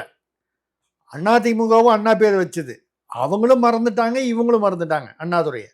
ஆனால் பெரியார் என்ற பிம்பம் வந்து உயர் சாதியினருக்கு எதிரான ஒரு பிம்பம் அப்படிங்கிறதுனால தமிழ்நாட்டில் உயர் சாதியினருக்கும் நான் சொல்றது பிராமணர்களை மட்டும் சொல்லவில்லை. உயர் சாதியினர்னு சொல்றது ஃபார்வர்டு கேஸ்ட்னு சொல்ல ஓப்பன் கேட்டகரியில் வரக்கூடிய அவர்கள் வந்து பார்த்தீங்கன்னா 13% தான். மிச்சம் உள்ள சிறுபான்மையினர் அப்புறம் வந்து தாழ்த்தப்பட்டவர்கள் எல்லாம் இவங்க 20%. அவர்கள் வன்னியர்கள் இவ்வளவு, அதாவது பேக்வேர்டு, மோஸ்ட் பேக்வேர்டு, இதெல்லாம் பார்த்தீங்கன்னா இந்த 13 போக பாக்கி இருக்கு. அப்போ நீங்கள் யாரை சப்போர்ட் பண்ணால் நீங்கள் வந்து மேலே வரலாம்? 87% மக்களை வந்து நீங்கள் வந்து ஆதரித்தால் தான் நீங்கள் வந்து ஆட்சி அமைக்க முடியும், எந்த கட்சியாக இருந்தாலும். இந்த ஃபார்வர்டு கேஸ்ட் அல்லது ஓப்பன் கேட்டகரி என்று சொல்வது பிராமணர்கள் உட்பட 13%. அதில் 3% பிராமணர்கள் இருக்கலாம். அப்போ இந்த 13 சப்போர்ட் பண்ணணுமா, 87 சப்போர்ட் பண்ணணுமா? சரி, இந்த 13 எதிர்த்தவர்களை வந்து அந்த 3% பிராமணர்களை எதிர்த்தவர் பெரியார். பாக்கி 10% அவர் எதிர்க்கலை, அவர் அவர்களை ஆதரித்தார், இடை உயர் சாதியை ஆதரித்தார். ஆனால் அதை மறைத்து அவர் உயர் சாதியினரை மொத்தமாக அவர் எதிர்த்த மாதிரி ஒரு பிம்பத்தை உருவாக்கினால் இந்த 87% சிறுபான்மையினர் மற்ற தாழ்த்தப்பட்டவர்களுடைய வாக்குகள், பிற்படுத்தப்பட்டவர்கள் வாக்குகள் கிடைக்கும் என்ற வாக்கு வங்கி அரசியலுக்காக பெரியாரை இவர்கள் தழுவி கொண்டிருக்கிறார்கள். அன்னைக்கு ஏன் வந்து கோபம் வரணும்? நீங்க முரசொலியில எழுதுனது தானே பெரியாரை வந்து மிகவும் கொச்சைப்படுத்தி அவருடைய பிறப்பு, அவருடைய திருமணம், 2வது திருமணம், அது எல்லாத்தையுமே கொச்சைப்படுத்தி அவர் வந்து ஈரோடு காவேரியில் வந்து ஆற்றங்கரையில் என்ன செய்தார் என்றெல்லாம் வந்து மிகவும் கொச்சையாக எழுதியது தானே. அதைத்தானே இப்போ சீமான் சொன்னாலும் சரி, அண்ணாமலை சொன்னாலும் சரி, யார் சொன்னாலும் சொல்றாங்க. அதுல இல்லாததை திமுக சொல்லாததை யாரும் சொல்லவில்லை. சீமான் அப்பொழுது பிறக்கவில்லை, அண்ணாமலை அப்பொழுது பிறக்கவில்லை, சுந்தரராமன் அப்போது வந்து திருசக்தி சுந்தரராமன் வந்து அப்போது வந்து பிறக்கவில்லை, அல்லது சிறுவன். அவர் சும்மா ஒரு உதாரணமாக சொல்கிறேன் இன்றைய தலைமுறைக்காக. அப்போ இருந்தவங்க அப்போ யார் வந்து பெரியாரை கடுமையாகவும் கொச்சையாகவும் விமர்சனம் செய்தார்கள்? திராவிட முன்னேற்ற கழகத்தினர். அதற்கு காரணம் என்னவெனா இருக்கலாம். அதே எந்த விமர்சனங்களை நீங்கள் வைத்தீர்களோ எழுத்துப்பூர்வமாக, அதை இன்றி அவர்கள் யாரோ படித்து காண்பிக்கிறார்கள் என்றால் எதற்காக அவர்கள் மீது வழக்கு பதிய வேண்டும், அவர்கள் மீது நடவடிக்கை எடுக்க வேண்டும்? நீங்க சாமி சிதம்பரனாருடைய புத்தகங்களை படித்து பாருங்கள், ஆணைமுத்து அவர்களுடைய புத்தகங்களை. 69% தமிழ்நாட்டிற்கு வந்து சாதி ஒதுக்கீடு கிடைத்தது என்றால் அதற்கு காரணம் பெரியாரா? பெரியாரும் காரணம் அப்படின்னு நீங்க சொன்னீங்கன்னா, பெரியார் ஒரு சாதிக்கு எதிராக உள்ளுக்குள்ள என்ன சொல்லியிருக்காருன்றதை யாரோ படிச்சு காமிப்பாங்கல்ல. உண்மையான காரணம் வந்து ஆணைமுத்து போன்றவர்கள். 69 மற்ற மாநிலங்கள்லாம் 50% மேலே எட்டாத போது தமிழ்நாட்டில் 69% வந்தபோது அவர் பெரியாருடனே பயணம் செய்தவர். நம்ம வந்து அந்த பெரியாருங்கிற அந்த அவருடைய இயக்கம் முழுதுமே வந்து ஏதோ தவறான இயக்கம்னோ வேற ஏதாவது அப்படி சொல்லலை. பெரியாருக்கு உண்டான மரியாதை உண்டு. பட் அவரோட இப்போ ஆணைமுத்துவை யாருக்கு தெரியும்? இப்போ நான் உங்கள்கிட்ட சொன்னேன்னா நீங்கள் ஆணைமுத்து புக்கை போய் படித்து பாருங்கன்னு சொன்னதுக்கப்புறம் உங்களை மாதிரி அடுத்த தலைமுறையினர்கள் போய் படிக்கலாம். அவர்கள் வந்து பெரியாரை பற்றி என்ன எழுதியிருக்கிறார்கள்? அதாவது போற்றியும் எழுதியிருக்கிறார்கள், நல்ல விஷயங்களையும் எழுதியிருக்கிறார்கள், விமர்சனங்களையும் எழுதியிருக்கிறார்கள், யதார்த்தமாக எழுதியிருக்கிறார்கள். அவர் அப்படிதான், அவர் குளிக்கவே மாட்டார், வருஷத்துக்கு ஒரு தடவை தான் குளிப்பாருன்னு. இதுக்காக எல்லாரும் தமிழ்நாட்டில் திமுகலையோ இல்லை எல்லாரும் தமிழ்நாட்டு மக்கள் எல்லாரும் வருஷத்துக்கு ஒரு தடவை தான் குளிக்கணும்னு நம்ம அந்த ஜியோ இஷ்யூ பண்ண முடியுமா? அவருக்கு அது சௌகரியமாக இருந்தது. அவரை சுற்றி உள்ளவர்கள் அதை ஏற்றுக்கொண்டார்கள், அதை ஏற்றுக்கொள்ளவில்லை, அது அவர்களுடைய பிரச்சனை. அவரே தான் எழுதியிருக்காரு இந்த குளிப்பது வந்து நல்ல பழக்கம் இல்லைன்னு. அப்போ எல்லாரும் குளிக்காம விட்டுலாமா? இனிமேல் தமிழ்நாட்டில் யாராவது குளித்தால் அவர்களுக்கு வந்து சிறை தண்டனைன்னு சொல்லிடுவோமா? இல்லை குளிப்பது வந்து சுகாதார குறைவுன்னு சொல்லி அறிவியல் ரீதியாக ஏதாவது நம்ம சொல்ல முடியுமா? இல்லைன்னா அது அவங்க வேற மாதிரி சொல்லுவாங்க. சமூகத்தை சுத்தம் செய்யும் பணியில் இருந்தவர், அவரை தனிப்பட்ட முறையில் சுத்தம் செய்ய. வார்த்தை ஜாலங்கள் வேறங்க. நீங்க வந்து நான் கூட வரும்போது பெல்பாட்டம் போட்டுட்டு வரும்போது, ஏன்னா இது ஏற்கனவே சொல்றாங்க, அதாவது சூத்திரப்பட்டம் போகிறதுக்காக ஒரு மூத்திரச்சித்தியோடு சுத்தியவர் அப்படின்னு அவர் வந்து சொல்லுங்க. அதெல்லாம் சும்மா அந்த வார்த்தை ஜாலங்களில் நீங்க வந்து ரொம்ப எல்லாம் போகவே வேணாங்க. நான் வந்து 9ஆம் கிளாஸ் படிக்கும்போது திமுக மேடையில் ஏறி பேசியிருக்கேன், நம்புவீங்களா? அதுவும் இப்போ நான் அரசியல் பேசுறதை வச்சுக்கிட்டு நீங்க பாத்தீங்கன்னா, திமுக மேடையில் பழவந்தாங்கல் நங்கநல்லூர் என்று சொல்லக்கூடிய பழவந்தாங்கல்ல இருக்கும்பொழுது 9ஆம் கிளாஸ் படிக்கும்பொழுது நான் வந்து பள்ளிக்கூடத்துலலாம் பேச்சு போட்டி, பட்டிமன்றம், பல பள்ளிகள்லாம் போய் பேசுவேன், நல்ல மேடையில் பேசுவேன். அதனால் வந்து என்னை திமுக மேடையில் ஏற்றி விட்டோன்னு எனக்கு ஒரே குஷி தாங்க வந்து. பெரிய தமாஷ் என்னென்னா, பரங்கிமலை தொகுதி வந்து வரும், அது பழவந்தாங்கல் நங்கநல்லூருங்கிறது. அங்கே யார் வேட்பாளர் திமுகனா புரட்சி தலைவர் எம்ஜிஆர் அவர்கள் வேட்பாளர். எம்ஜிஆருக்கு பிரச்சாரம் செய்து நான் வந்து பேசுகிறேன். யாருடைய தலைமையில் பேசுகிறேன்னா நெடுஞ்செழியன் அவர்கள் பேசுகிறேன். நான் பேசுனதுனால தான் எம்ஜிஆர் ஜெயிச்சார்னு அப்படிலாம் ஒன்றும் இல்லை. அவர் எப்படியா இருந்தாலும் ஜெயிச்சிருப்பார், அது வேறு விஷயம். எனக்கு பேசுறதுக்கு வாய்ப்பு கிடைச்சிது. நான் திமுகவில் பேசி, ஏன் என்று சொன்னால் அந்த திமுக என்றால் அந்த தமிழ் வளர்ப்பு, தமிழ் வார்த்தை ஜாலம், அந்த ஏற்ற இறக்கங்களுடன் தமிழ். இன்ஃபேக்ட் நான் வந்து என்னை வந்து ஒரு 5 நிமிஷம் பேசுறதுக்காக மேலே ஏற்றினாங்கன்னா டயர் போட்டேன் ஏற்றினாங்க. ஆனால் வந்து நெடுஞ்செழியன் வந்து வேற எங்கேயோ ஒரு மீட்டிங்கில் வழக்கமாக இந்த தேர்தல் மீட்டிங்கில் வரும்போது 7 மணிக்கு வருவார்னு சொல்லுவாங்க, 9:45 தான் வருவார். அது மாதிரி வரதுனால ஏன்னா வந்து மோகனரங்கம்னு இருந்தார், அதாவது நங்கநல்லூர் அந்த என்னுடைய பள்ளியுடைய அதாவது சேர்மன், ஆலந்தூர் முனிசிபாலிட்டி சேர்மன் அவர். அப்புறம் பின்னாலேயே அதிமுகவுக்கு வந்துட்டார் எம்ஜிஆர் வந்தபோது. அவர் தான் வந்து என்னை மேடை ஏற்றி விட்டவர். அவர் வந்து மெதுவாக என் காதுகிட்ட சொன்னார், நெடுஞ்செழியன் வரதுக்கு லேட் ஆகும், வர வரைக்கும் நீ பேசிக்கிட்டே இருந்தார். 5 நிமிஷம் பேசுறதுக்காக வந்தவன் கிட்டத்தட்ட 45 நிமிஷத்துக்கு மேலே பேசிக்கிட்டு இருக்கேன். அப்போ வந்து காங்கிரஸுக்கு எதிராக திமுக, ஜவஹர்லால் நேரு யார் அப்படின்னு நான் வந்து டிராயர் போட்டுட்டு அரை டிராயர் போட்டு. எதுக்காக சொல்கிறேன்னால் என்னை பற்றி சொல்கிறதுக்காக சொல்லலை. அப்பொழுது வந்து அந்த தமிழும் திமுகவும் ஒரு ஒரு ஒரு ஒரு ஒரு ஒட்டிய உறவு இருந்தது, தமிழ் வளர்ப்புன்னு. காங்கிரஸ் இருந்ததை விட இந்த தமிழ் உணர்வு திமுகவில் இருந்ததாக ஒரு பிம்பம் இருந்தது. அந்த பிம்பத்தில் தான் நாங்களெல்லாம் திமுகவில் போய் பேசினோம். அதுக்கப்புறம் வந்து அந்த தமிழ் பேச்சுன்றது வந்து தாண்டி அதுக்கப்புறம் திமுக அதிமுக ஆச்சு, அதிமுகலேருந்து மதிமுக ஆச்சு, இப்படி பல வகையாக பிரிந்தது, முடிஞ்சது. இன்னைக்கு வந்து திமுகலேயே நிறைய பேர் வந்து தமிழ் பேச தெரியாதவர்கள் இருக்கிறார்கள். பல டிவியில் பார்க்கும்போது அவர்களுடைய உச்சரிப்பெல்லாம் பார்த்தா நம்ம தற்கொலை பண்ணிக்கலாம் போல இருக்கு. டிவியில் வந்து தமிழ் பேசுகிறவர்களுடைய உச்சரிப்பை பார்க்கும் பொழுது. ஏனென்றால் தமிழ்நாட்டில் தமிழ் கல்வி 50,000 பேர் ஃபெயில் ஆகிறாங்கள 10ஆம் கிளாஸில், தமிழில் 10ஆம் கிளாஸில் 12ஆம் கிளாஸில். அப்படின்னா நம்ம தமிழ் எப்படி என்ன வளர்த்துட்டோம்? நம்ம இந்த மேடையில் வளர்த்ததுனால் திமுக வளர்ந்தது. ஆனால் அந்த தான் வளர்ந்தவுடன் தமிழை விட்டுவிட்டது. அதாவது இந்த ஏணியை எட்டி உதைத்த மாதிரி தமிழை எட்டி உதைத்து விட்டது என்று சொல்லலாம், தமிழ் வளர்ச்சியை. அந்த மாதிரி இவங்க வந்து பிடிச்சிக்கிட்டது வந்து பெரியார். இவர்களுக்கு ஒரு கிளை பிடித்துக்கொள்ள, எங்கேயாவது ஒரு கொக்கியை பிடித்துக்கொள்ள வேண்டும் என்று வரும்போது அந்த பெரியார் என்கிற பிம்பம். அப்போ பெரியார் என்கிற பிம்பம் என்று வரும்போது அப்போ ஏன் வந்து அவங்களுக்கு அது தேவைப்பட்டது என்றால், உயர் சாதிகளுக்கு எதிரானவர் என்ற ஒரு அபிப்பிராயம் பொதுவாக இருந்தது. ஆனால் உண்மையில் அந்த அபிப்பிராயம் தவறான அபிப்பிராயம். அவர் பிராமணர்களுக்கு மட்டும்தான் எதிரியாக இருந்தார், தாழ்த்தப்பட்டவர்களுக்கு வந்து எதிர்ப்பை தெரிவித்தார், சிறுபான்மையினருக்கு எதிர்ப்பை தெரிவித்தார். ஆனால் இதையெல்லாம் மறைத்துவிட்டு பொதுவாக அவர் வந்து உயர் சாதியினருக்கு எதிராகவும் தாழ்ந்த சாதியினருக்கு ஆதரவாகவும் இருந்ததாக ஒரு பொய்யான கட்டமைப்பை உண்டாக்கினார்கள் திமுகவினர். அது வந்து அவர்களுக்கு ஒரு பலன், ஒரு கட்டத்தில் அது பலன் கொடுத்தது. அது எப்போ பலன் கொடுத்ததுன்னா, காங்கிரஸை எதிர்க்கும் போது காங்கிரஸில் வந்து உயர் சாதியினர் அதிகமாக இருந்தார்கள். அப்போ அது பலன் கொடுத்தது. அதை அப்படியே வழி வழியாக பாரம்பரியமாக கொண்டு வந்து இன்னி வரைக்கும் அதை வச்சிருக்காங்க. அது வந்து எந்த அளவுக்கு வந்துடுச்சுன்னா, இப்போ வந்து புதுசாக விஜய் வந்து அரசியலுக்கே வந்து புத்தம் புதிதாக வருவார் கூட, Periyar cut out, Ambedkar cut out, இப்படி வந்து, அதாவது இவர்கள் எல்லாம் இந்த ஷோகேஸ் மாதிரி ஆயிட்டாங்க. இந்த தலைவர்களில் எல்லாரையும் உட்கார வச்சுட்டு விவாதத்துக்கு கூப்பிடுங்க நீங்கள் ஆதன் டிவியில், அவர்கள் சம்மதித்தால் நானும் அதில் கலந்து கொள்கிறேன். பெரியாரின் கொள்கைகள் என்னென்ன விஷயத்தில் என்னென்ன கொள்கைகள்னு கேட்போம், அம்பேத்கரின் கொள்கைகள் என்னென்ன கொள்கைகள்னு கேட்போம். அதில் எவ்வளோ பேர் அம்பேத்கரை படிச்சிருக்காங்க, எவ்வளோ பேர் பெரியாரின் கொள்கைகளை பிளஸ் மைனஸ் ரெண்டையும் படிச்சிருக்காங்க. விஜய் முதலியே சொல்லிட்டார்ல, விஜய் வந்து பெரியாருடைய கடல் மறுப்புல எங்களுக்கு உடன்பாடு இல்லைன்னு அவர் மேடையிலேயே சொல்லிட்டாரு. இப்போ நான் அதைத்தான் சொல்றேன். திமுகவில் என்ன செய்யணும்னா, பெரியாருடைய ஏபிசிடி கொள்கைகளை நாங்கள் ஏற்றுக்கொள்கிறோம், XYZ கொள்கைகளை நாங்கள் ஏற்றுக்கொள்ளவில்லை. சொல்லணுமா வேண்டாமா? சொல்றது இல்லையே இது வரைக்கும். சரி வேண்டாம், XYZ விட்டுருங்க, நெகட்டிவை விட்டுருங்க. இந்த ஏபிசிடி பாசிட்டிவாக சொல்கிறீங்கல்ல, அவருடைய கொள்கைகள், அவருடைய கொள்கை. எதை சொல்லுகிறீர்கள்?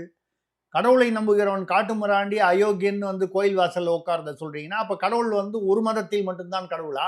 மற்ற மதங்களில் கடவுள்கள் இல்லையா? அவர்களும் கடவுள் அங்கே போய் சொல்லுவீங்களா? ஆனால் அங்கே சொல்ல மாட்டோம். அது என்ன? அது அப்போ இவர்கள் பெரியாருக்கே இவர்கள் வந்து அதாவது விசுவாசமாக இல்லை, அதாவது பெரியாரின் கொள்கைகளுக்கே. பெரியார் வந்து சிறுபான்மையினரும் அவர் வந்து அது செய்தது சரியா தவறா அப்படிங்கிறத தாண்டி அவர் விமர்சித்தார். இவங்க என்ன பண்ணாங்க திமுகவில், அந்த சிறுபான்மையினரை விமர்சித்ததை வந்து அப்படியே கருப்பு போர்வை போட்டு மறைத்து விட்டு இந்து மதத்தை விமர்சித்ததை மட்டும் வந்து பெருசுப்படுத்துறாங்க அவங்களுடைய சௌகரியத்துக்காக. இப்போ கடவுள் மறுப்பு அப்படின்னு சொன்னால், அத்திவரதருக்கு வந்து எல்லாரும் முதல்ல போய் கும்பலில் வந்து நின்னது யாரு? இப்போ ஒன்றும் வேணாம், சொர்க்கவாசல், அதாவது திருவல்லிக்கேணி பார்த்தசாரதி கோயிலில் சொர்க்கவாசல்னு வைகுண்ட ஏகாதசி அன்னைக்கு பரவலாக ஒரு வீடியோ சுற்றிக்கிட்டு இருக்கு பாருங்க.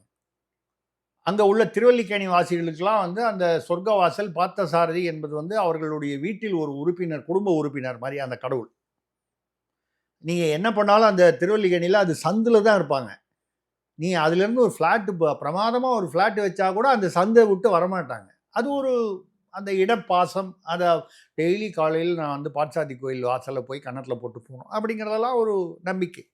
பல பெண்மணிகள், குடும்ப பெண்மணிகள் வீடியோவில் சொல்லியிருக்காங்க.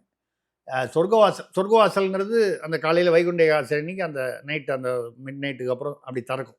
அது திறக்கும் போது என்ன, அந்த 1 நிமிஷம் 1.5 நிமிஷம் அது வந்து ஒரு பெரிய கூட்டம் இருக்கும் அதை வந்து தரிசிப்பதற்காக. அந்த தரிசனத்தில் வந்து திமுகவினரும் காவல்துறை குடும்பத்தினரும் தான் வந்து அவங்க அலோவ் பண்ணாங்க. சாதாரண பக்தர்கள், பொதுமக்கள் யாரையுமே அலோவ் பண்ணலை அப்படின்னு வீடியோ இருக்கு பாருங்க, பரவலாக இருக்கு. நீங்கள் தான் பெரியாரின் கடவுள் மறுப்பு கொள்கையை சேர்ந்தவர்கள் என்றால் எதற்கையா பார்த்தசாரதி கோயிலில் பொதுமக்களை ஒதுக்கி வாசலில் வைத்துவிட்டு உள்ளே போய் நீங்கள் முதலில் போய் ஏன் கும்பிடுகிறீர்கள்? அத்திவரதரை வந்து 12 வருஷத்துக்கு ஒரு தடவை அத்திவரதர் மேலே வந்து காஞ்சிபுரத்தில் வந்து வைக்கும்போது அந்த விவிஐபி பாஸ் வாங்கினவர்ல நிறைய பேர் வந்து திராவிட கழகம் திராவிட இயக்கங்களை சேர்ந்தவர்கள். இல்லைன்னா அதுக்கு அவங்க காரணம் சொல்றாங்க. திமுக பொறுத்தவரை நாங்க ஒன்றே குலம் ஒருவனே தேவன் வந்துட்டோம். நாங்க ஒன்றும் கடவுள் எதிர்ப்பு பேசலையே. பெரியாருடைய அந்த கொள்கையிலேருந்து நாங்க மாறுபட்டு தானே நாங்க கட்சியை தொடங்கணும் அப்படிங்கிறாங்க. ஏங்க ஒன்றே குலம் ஒருவனே தேவன் சொல்றீங்க. அப்ப ஏன் அது ஸ்ரீரங்கம் கோயில் வாசல்ல வந்து கடவுளை நம்புவோன் அயோக்கியன் காட்டுமிராண்டின்னு பெரியாருடைய சிலைக்கு கீழே அந்த வாசகம் வைத்திருக்கீங்க? ஒன்றே குலம் ஒருவனே தேவன் என்று ஒத்துக்கொண்டு விட்டோம் சொல்றீங்களா? அந்த ஒன்றே குலம் ஒருவனே தேவன்கிறது ஒரு இடத்துல ஸ்ரீ ரங்கநாதர்னு பேரு, ஒன்று பாட்சாரதின்னு பேரு, ஒரு இடத்துல பரமசிவன் பேரு, ஒரு இடத்துல முருகன், ஒரு இடத்துல கிருஷ்ணன், ஒரு இடத்துல ராமன். இந்து மதத்துடைய அமைப்பு அப்படி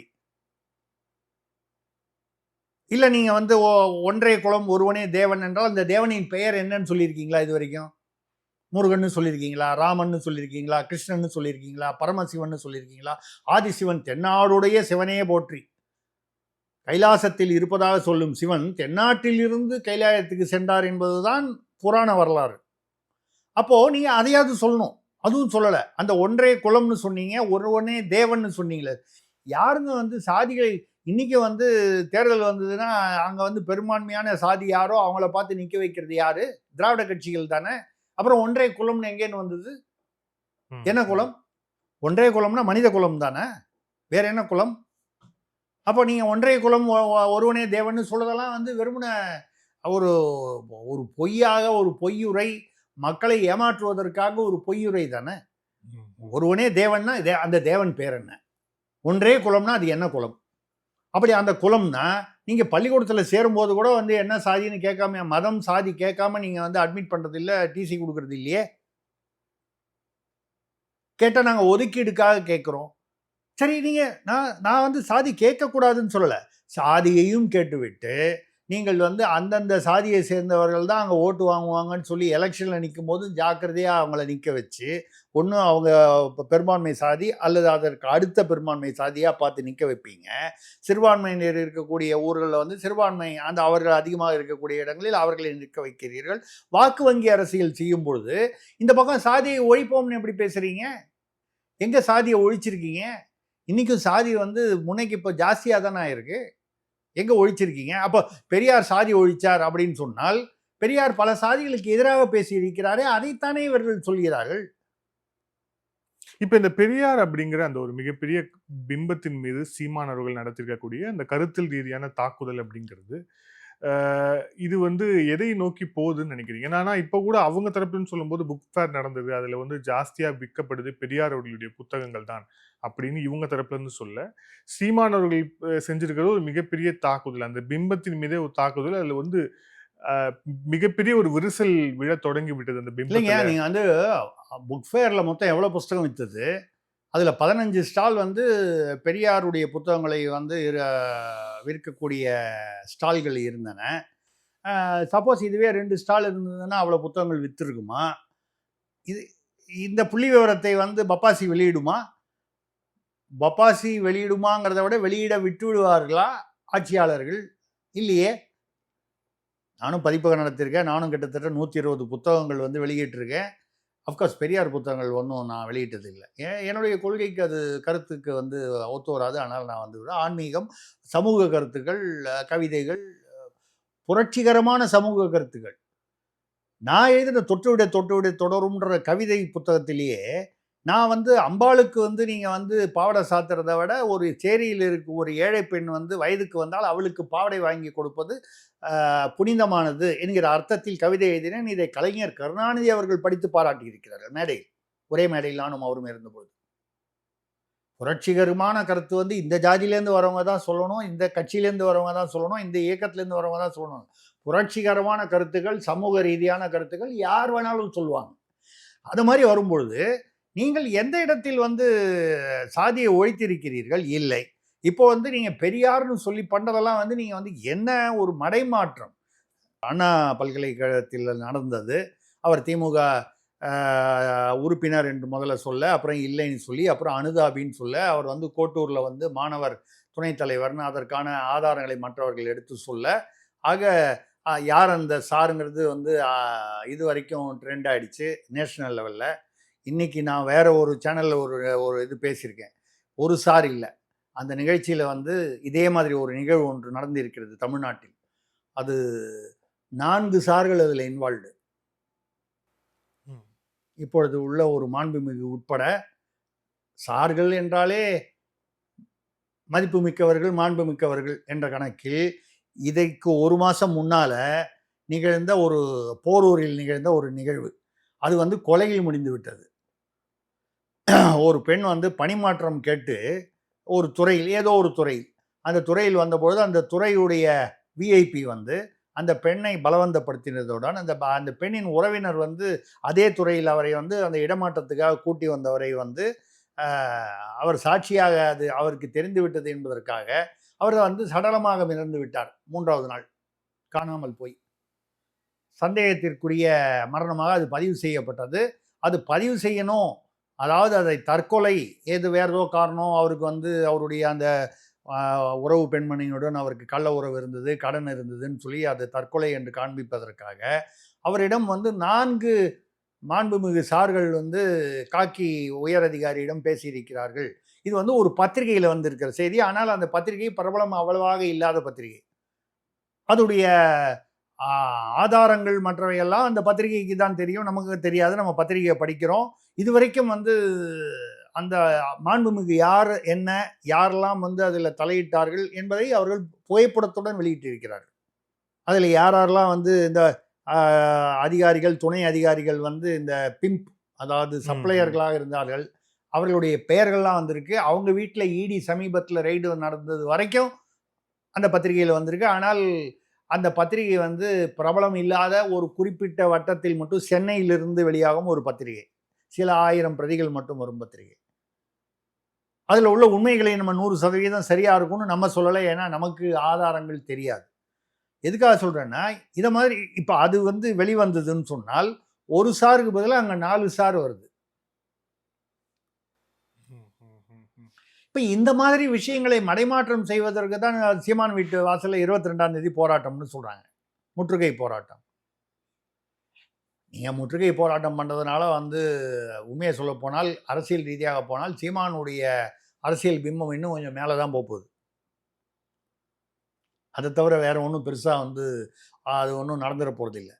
அதே மாதிரி நீங்கள் வந்து பெரியாருடைய கொள்கைகளை தமிழ்நாட்டு மக்கள் பெரும்பாலாக ஏற்றுக்கொண்டார்கள் என்றால், கடவுளை நம்புபோன அயோக்கியன் காட்டுமராண்டின்னு ஸ்ரீரங்கத்திலையும் மற்ற கோயில்களையும் வைத்திருக்கிறார்கள். அந்த சிலையை தாண்டி லட்சக்கணக்கான மக்கள், ஆயிரக்கணக்கான மக்கள் தினமும் போகிறார்கள். திருவிழா என்றால், ஒரு விசேஷம் என்றால் லட்சக்கணக்கான மக்கள் போகிறார்கள். அப்படி என்றால் அவர்களெல்லாம் பெரியாருடைய கொள்கை, அந்த கடவுள் மறுப்பை ஏற்றுக்கொண்டார்களா என்றால், தமிழ்நாட்டில் கடவுள் மறுப்பை ஏற்றுக்கொண்டவர்கள் எத்தனை சதவீதம் என்றால் 1%, 1.5%. ஆனால் பெரியார் என்ற ஒரு பிம்பம்.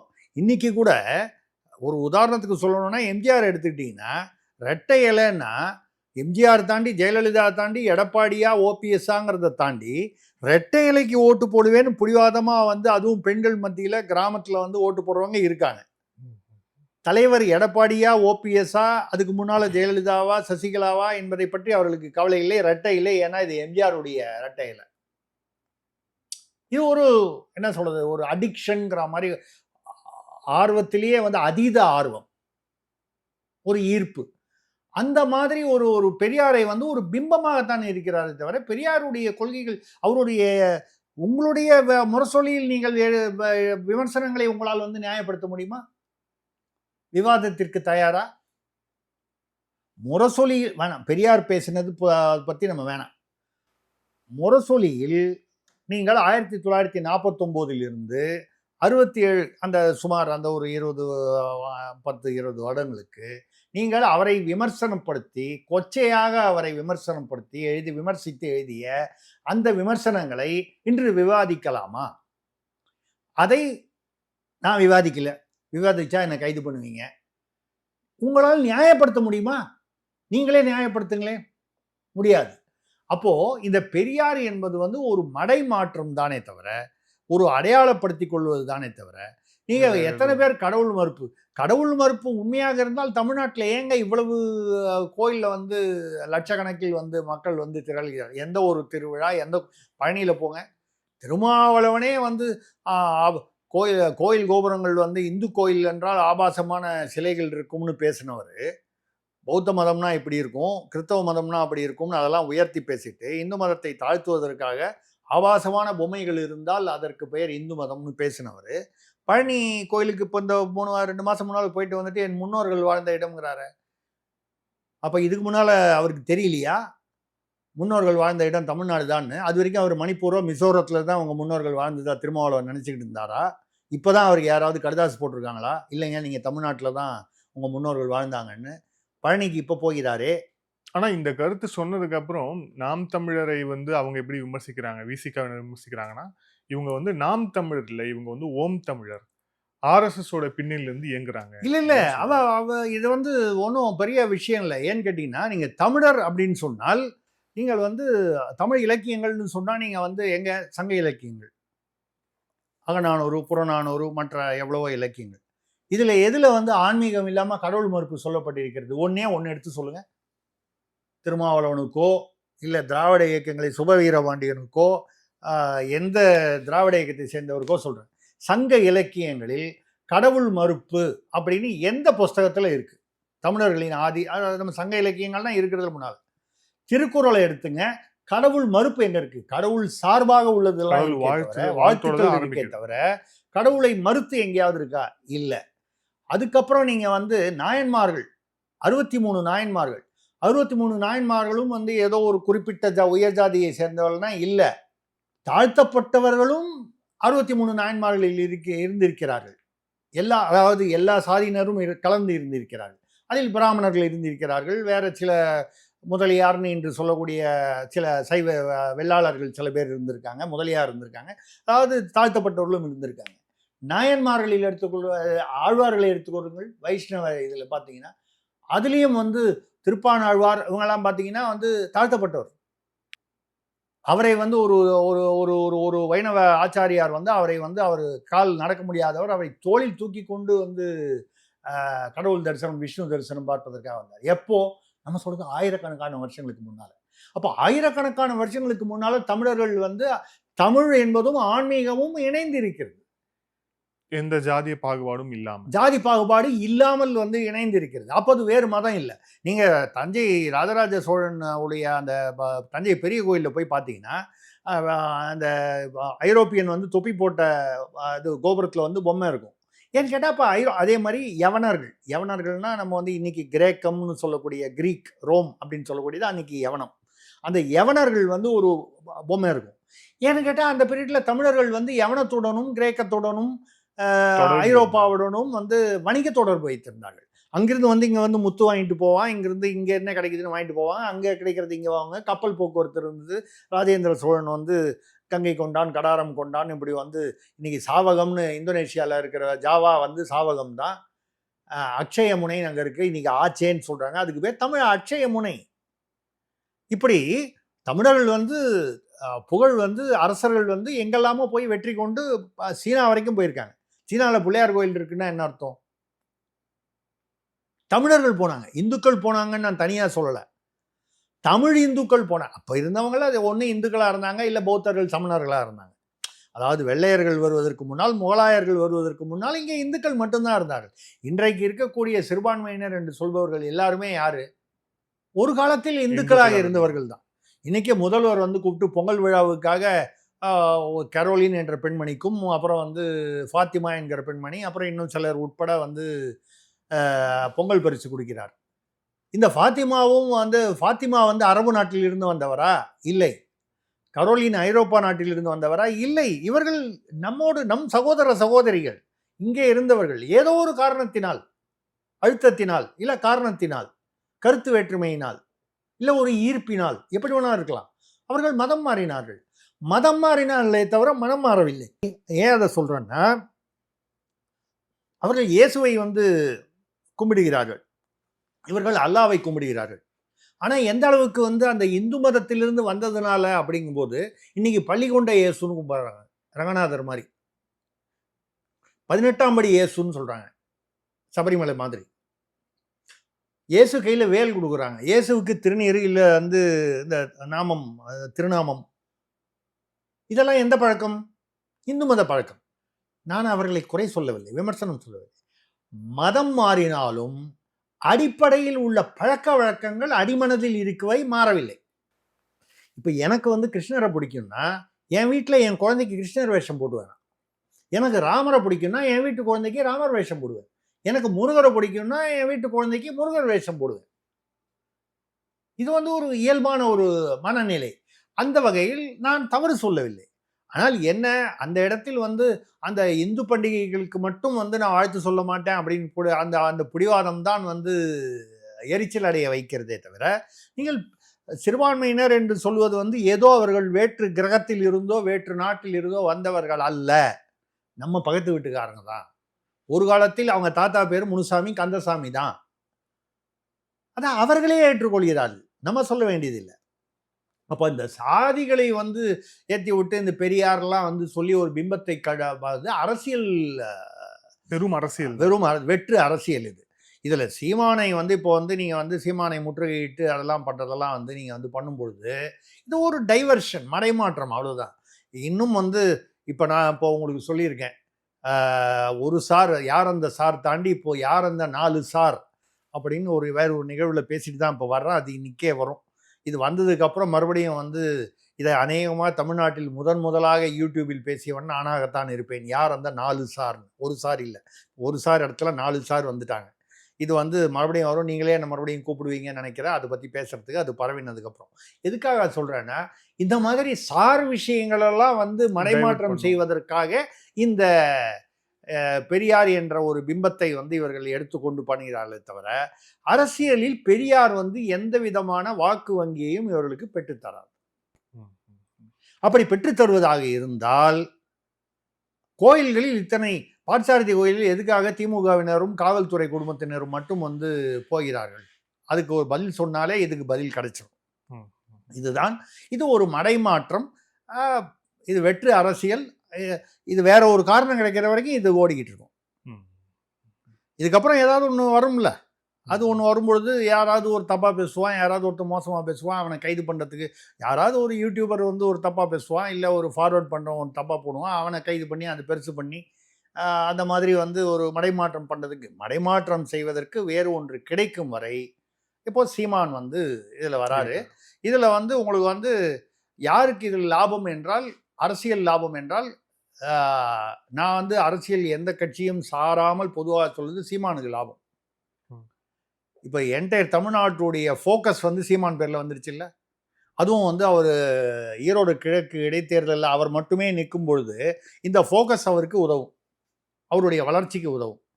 ஸோ திமுக வந்து இப்படி கூட நினைக்கலாம், அதிமுக வளர விடுவதை விட பாஜக வளர விடுவதை விட சீமான் வளர்ந்தால் தவறில்லை. ஏன்னா அவர் வந்து இருக்கும் இடம் திமுக இப்போ உள்ளது, அதிமுக, பாஜக, அப்புறம்தான் இது வருது. விஜய் இன்னும் தெரியல, இந்த 4க்குள்ளே போவாரா 4க்கு வெளியில் இருப்பாராங்கிறது 5வது இடமான்னு தெரியல. அப்போ வந்து நீங்கள் வந்து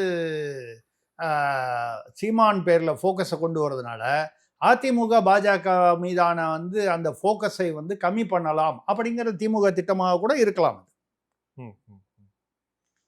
இப்போ யாரும் எடப்பாடியை வந்து கவனிக்கலையே, அண்ணாமலையை கவனிக்கலையே. ஸோ இது சீமானுக்கு வந்து பலம் சேர்க்கும், சீமானுக்கு பலம் சேர்க்கும் விஷயமா, தெரிந்தோ தெரியாமலோ சீமானுக்கு பலம் சேர்க்கும்.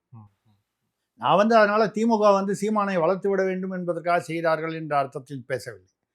இவர்கள் ஏதோ ஒரு கோணத்தில் செய்வது சீமானுக்கு ஒரு வகையில் அது வந்து பலமளிக்கும், பலன் அளிக்கும், அதுதானே தவிர இதை தாண்டி பெரிய வாக்கு வங்கி அரசியலில் வித்தியாசம் இதனால் இந்த பெரியாரால் இப்பொழுது இல்லை, எந்த காலத்திலும் பெரியாரால் வாக்கு வங்கி அரசியல் இந்த பக்கமாகவோ அந்த பக்கமாகவோ சாய்வதற்கு வாய்ப்பில்லை. ஏன்னு கேட்டால் கடவுள் மறுப்பு என்பது தமிழ்நாட்டில் இந்துக்கள், ஏன்னா நீங்கள் வந்து மற்ற சிறுபான்மையினரை தள்ளிவிட்டு, சிறுபான்மையினரை யார் வந்து இப்போ பெரியார் சொல்றதை ஏற்றுப்பாங்களா? ஒரு இஸ்லாமியர்கிட்டயோ இல்லை வந்து கிறிஸ்தவர்கிட்டயோ வந்து கடவுளை நம்புவோன் முட்டாள் அயோக்கியன்னு சொல்லி பாருங்க, சர்ச்சு வாசலில் வந்து பெரியார் சிலையை வச்சு அந்த வாசகத்தை எழுதி பாருங்க, திமுக அரசுக்கு தைரியம் இருக்கா? வைக்க மாட்டாங்க.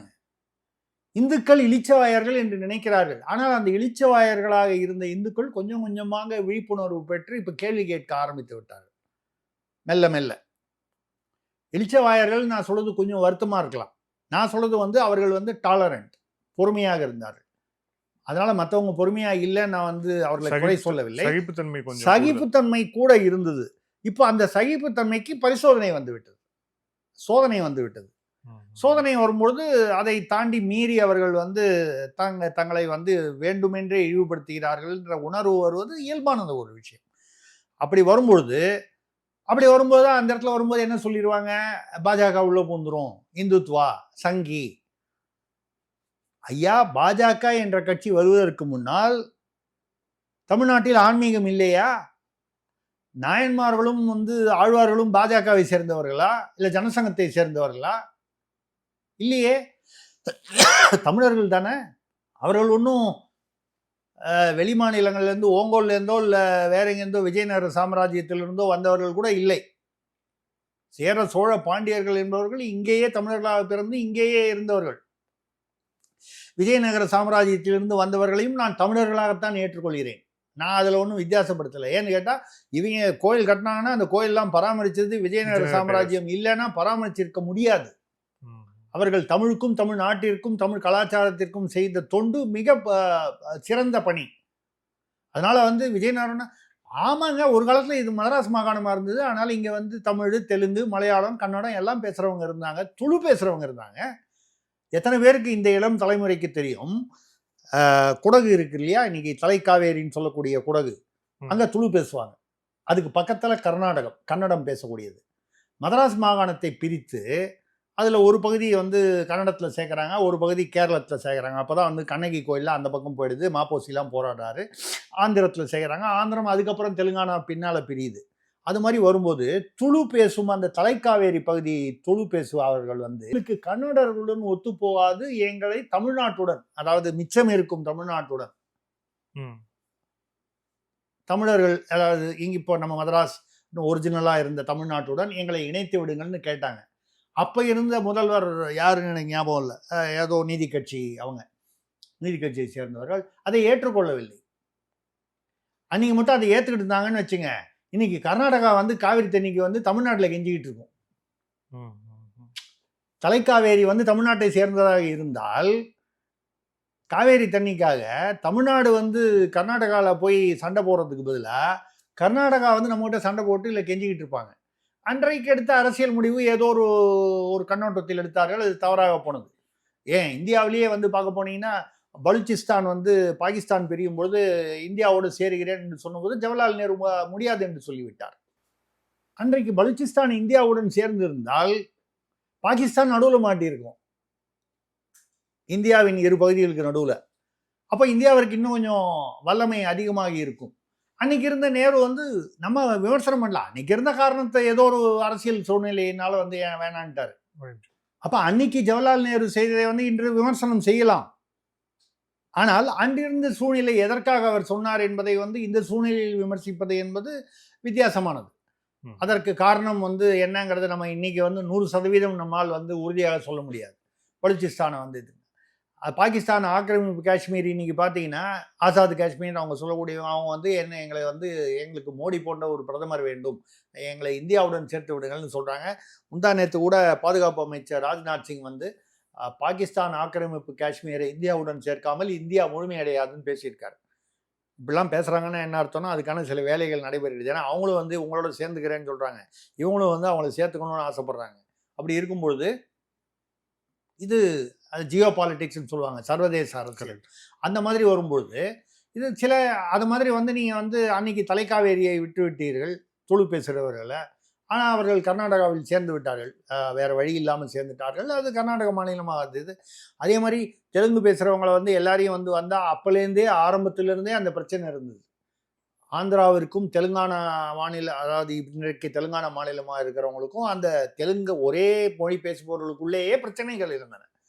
அந்த பிரச்சனைகள் வெடித்து ஒரு காலகட்டத்தில் அது தெலுங்கானா தனியாக பிரிந்தது. எதுக்காக சொல்கிறேன்னா, இப்படி அந்தந்த சூழ்நிலையில் அரசியல் நிலைகள் மாறுபடுகிறது. இன்றைக்கு இவர்கள் செய்யும் பெரியாரை வைத்து செய்யும் அரசியல் செயற்கை அரசியல். வாக்கு வங்கி அரசியல் கூட அல்ல என்பதுதான் என்னுடைய கருத்து. இது ஒரு வெற்று பிம்ப அரசியல். நீங்க பெரியாரின் கொள்கைகளை வைத்து எத்தனை வந்து நீங்க வந்து உங்களுடைய தேர்தல் வாக்குறுதிகளில் பெரியாருடைய எத்தனை கொள்கைகளை நீங்கள் வந்து கடைபிடிப்போம் சொல்லி நீங்க எழுதியிருக்கீங்க. 519 530 தேர்தல் வாக்குறுதிகள். அதுல ஏதாவது ஒண்ணு பொதுவா சொல்லுவீங்க. சமூகத்தை முன்னேற்றணும், இது பெரியார் சொன்னாரு. ஜாதிகளை ஒழிக்கணும் பெரியார் சொன்னாரு. எங்க சொன்னாரு? சொன்னாருன்னு சொல்றீங்கல்ல, எந்த இடத்துல சொன்னாருன்றத சொல்லுங்க. இந்த சாதியை ஒழிக்கணும், அந்த சாதியை ஒழிக்கணும், இந்த மதத்தை ஒழிக்கணும், அந்த மதத்தை ஒழிக்கணும்னு சொன்னாரே தவிர ஒட்டுமொத்தமா சாதிகளை ஒழிக்க வேண்டும், நீங்க சாதிகள் இல்லையடி பாப்பான்னு சொன்னார் யாரு? மகாகவி பாரதி. இப்போ அதே மாதிரிதான் சொன்னேன். வந்து நீங்க வந்து வேரில் பழுத்த பலா அப்படின்னு சொல்லி பாரதிதாசன் எழுதினார் விதவா மறுமணம் பத்தி பேசும்போது. முதல்ல அப்ப தமிழ்நாட்டில் பாரதிதாசன் ஓரளவுக்கு அதாவது விதவா மறுமணத்தை பற்றி முதலில் பேசினார்னு சொல்லலாம். ஆனால் இந்தியாவில் வந்து ஈஸ்வர சாகர்னு ஒருத்தர் தான் வந்து நீங்கள் உயர் சாதி என்று குறிப்பிடுபவர் தான் வந்து முதலில் வந்து விதவா மறுமணத்தை கொண்டு வந்து அதை சட்டமாக ஆக்குவதற்கு அதுக்கு முன்னாலேயே, பாரதிதாசனுக்கு முன்னாலேயே, இன்னும் முன்னாலேயே ஒரு 20-30 வருடங்களுக்கு முன்னாலேயே. அப்போ எல்லா இடத்துலையும் வந்து முன்மாதிரிகள் எல்லா சாதிகளிலும் இருந்திருக்கிறார். இதே தமிழ்நாட்டில் தான் சகஜானந்தாவும் இருந்திருக்காரு. இதே இந்தியாவில் தான் வந்து ஃபூலே அவர்கள் தாழ்த்தப்பட்டவர்களுக்காக, அவர் வந்து பிற்படுத்தப்பட்ட இனமான மாலி இனத்தை, பூக்கார இனத்தை சேர்ந்தவர் ஜோதிராவ் ஃபூலே. உண்மையிலேயே சொல்ல போனால் நிறைய பேருக்கு இன்னைக்கு வரைக்கும் தெரியாது. முதல்ல மகாத்மா பட்டம் வாங்கினவர் இந்தியாவில் வந்து மோகன்சந்த் கரம்சந்த் காந்தி அல்ல. அவர் மகாத்மா இல்லைன்னு நான் சொல்லலை. அந்த பட்டம் வழங்கப்பட்டது. அந்த பட்டம் வந்து அரசு வழங்கினது இல்லை.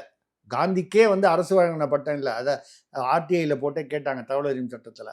அரசு கொடுக்கும் வழக்கம் இல்லைன்னு சொல்லிட்டாங்க. அது ஒரு அது சாதாரணமாக ஒரு கூட்டத்தில், ஒரு கட்சி கூட்டத்திலோ, சமூக கூட்டத்தில், சமுதாய கூட்டத்திலோ. ஆனால் முதல்ல வந்து சொன்னது ஜோதிராவ் ஃபூலே, அவருடைய மனைவி சாவித்ரிபாய் ஃபூலே. ஏன்னா அவங்க வந்து பூக்கார குடும்பத்தில், அதாவது மாலி குடும்பத்துன்னு சொல்லுவாங்க அந்த வடநாட்டில். அவங்க வந்து இது அதாவது தாழ்த்தப்பட்டவர்களுக்காக பாடுபட்டார்கள். பிந்தேஸ்வரி பதக் என்பவர் பிராமண குலத்தை சேர்ந்தவர். அவர் வந்து ஆதி திராவிடர்கள், நீங்க சொல்ற அருந்ததியர்கள், அதாவது இந்த மேனுவல் ஸ்கேவெஞ்சிங், அவர்களுக்கு எதிராக அவர்களோடு போய் 6 மாதம் வாழ்ந்து குடிசையில் அவர்களுடைய கஷ்டங்களை தெரிந்து கொண்டு சுலாப் இன்டர்நேஷனல்னு வந்து இன்னைக்கு வந்து பெரிய ஒரு நிறுவனம் இருக்கு. அதை உருவாக்கியவர் அவர் தான். மொபைல் டாய்லெட்ஸ் வச்சு சேரிகளெல்லாம் கொண்டு போய் நிறுத்தி அவங்களுக்கு திறந்த வெளி கழிவறைகளில் வந்து யூஸ் பண்ணாங்க. அப்போ அந்த மொபைல் டாய்லெட் போனால் அதுவே வந்து அந்த பயோ இதில் வந்து தானே பூமிக்குள் போய் அது ஆவியாகிவிடும் அந்த கழிவுகள். இதை வந்து அங்கே போய் நிறுத்த வேண்டியது அவங்க வந்து அதை பயன்படுத்தி, இதை வந்து யார் வந்து அவர் வந்து அதை அவங்களுக்கு உதவணுங்கிறதுக்காக அவங்க வீடுகளில் போய் அவர்களுடன் சேர்ந்து வாழ்ந்தார். யாரு? ஒரு உயர் சாதியை சேர்ந்தவர். அவருடைய பெயர் யாருக்காவது தெரியுமா? இந்தியாவில் ஏதாவது பாடப்புத்தகத்தில் வருகிறதா? என்னன்னா நம்ம வந்து நான் வந்து ஒரு குறிப்பிட்ட சாதியை சொல்லவில்லை. இப்போ ஒரு பக்கம் பிராமணரையும் சொன்னேன், ஒரு பக்கம் ஒரு பூக்காரர்னு வந்து மாலி சாதியையும் சொன்னேன். இப்படி எத்தனையோ பேர் வந்து சமூக சீர்திருத்தத்தில் ஈடுபட்டிருக்கிறார்கள் இந்தியா முழுவதும், தமிழ்நாட்டிலும். இவங்களை எல்லாரையும் நீங்க விட்டுட்டு பெரியாரை மட்டும் தூக்கிப்பிடிங்க. பெரியாரை தூக்கிப்பிடிங்கள். உங்களுக்கு பெரியாரை பிடித்திருக்கிறது என்றால் நீங்கள் அந்த கொள்கைகளை கடைபிடிங்கள். ஆனால் எந்த கொள்கைகளை நீங்கள் கடைபிடிக்கிறீர்கள், பிடிக்க வேண்டும் என்று விரும்புகிறீர்கள் என்பதை தெளிவுபடுத்துங்கள்.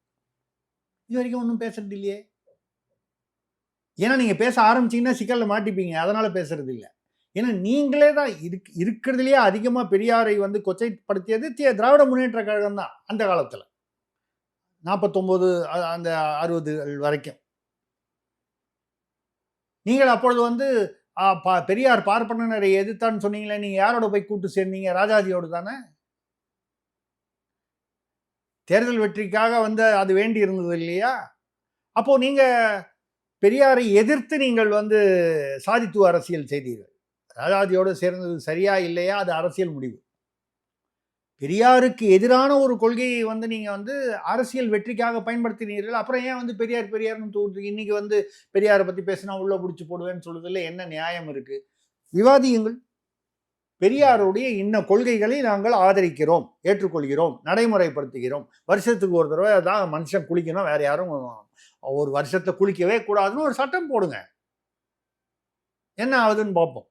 வாக்கு வங்கி அரசியல் அந்த துணிச்சல் கிடையாதே. அதனால இது வெற்று அரசியல் பிம்பம். கொஞ்ச நாளைக்கு இது ஓடும். வேற ஒரு மேட்டர் கிடைக்கிற வரைக்கும் இது ஓடும், அதுக்கப்புறம் மாறிடும். இப்போ இந்த 1 சார் 4 சார் ஆயிருக்குல்ல, அது மாதிரி ஒன்று ஏதாவது பெருசாக வந்ததுனால் அப்போ வேற ஒன்று வரும், அதை மடைமாற்றம் செய்வதற்காக. இந்த மடைமாற்றங்கள் நடந்து கொண்டு தான் இருக்கும். ஈரோடு கிழக்கு இடைத்தேர்தலில் வெற்றி என்பது நிச்சயமாக திமுக தான் வெற்றி பெறும். நான் வந்து சீமான் கட்சி வெற்றி பெறக்கூடாது என்பதற்காக சொல்லவில்லை. இயல்பாக அரித்மெட்டிக்ஸ்னு சொல்லுவாங்க, கணக்கு போட்டால் அவங்க தான் வருவாங்க. ஆனால் வந்து இது சீமானுக்கு ஒரு நல்ல வாய்ப்பு. திமுகவை வந்து தைரியமாக எதிர்த்து இவ்வளவு சதவீதம் எவ்வளவு சதவீதம் வாங்கினாலும் 8% மேலே வாங்குவார். என்னை பொறுத்த வரைக்கும் கடைசியாக அவர் வாங்கின 8% மேலே எப்படியும் டபுள் டிஜிட்டில் தான் வாங்குவார். அது எவ்வளோ வாங்கினாலும் வந்து அது வந்து அவருக்கு ஒரு பலமாக பார்க்கப்படும். அந்த வகையில் அவருக்கு அது ஒரு என்ன சொல்கிறது ப்ளஸ் பாயிண்ட் என்று சொல்லலாம். நன்றி சார், பல்வேறு கேள்வி. Thank you sir. மிக்க நன்றி, வணக்கம்.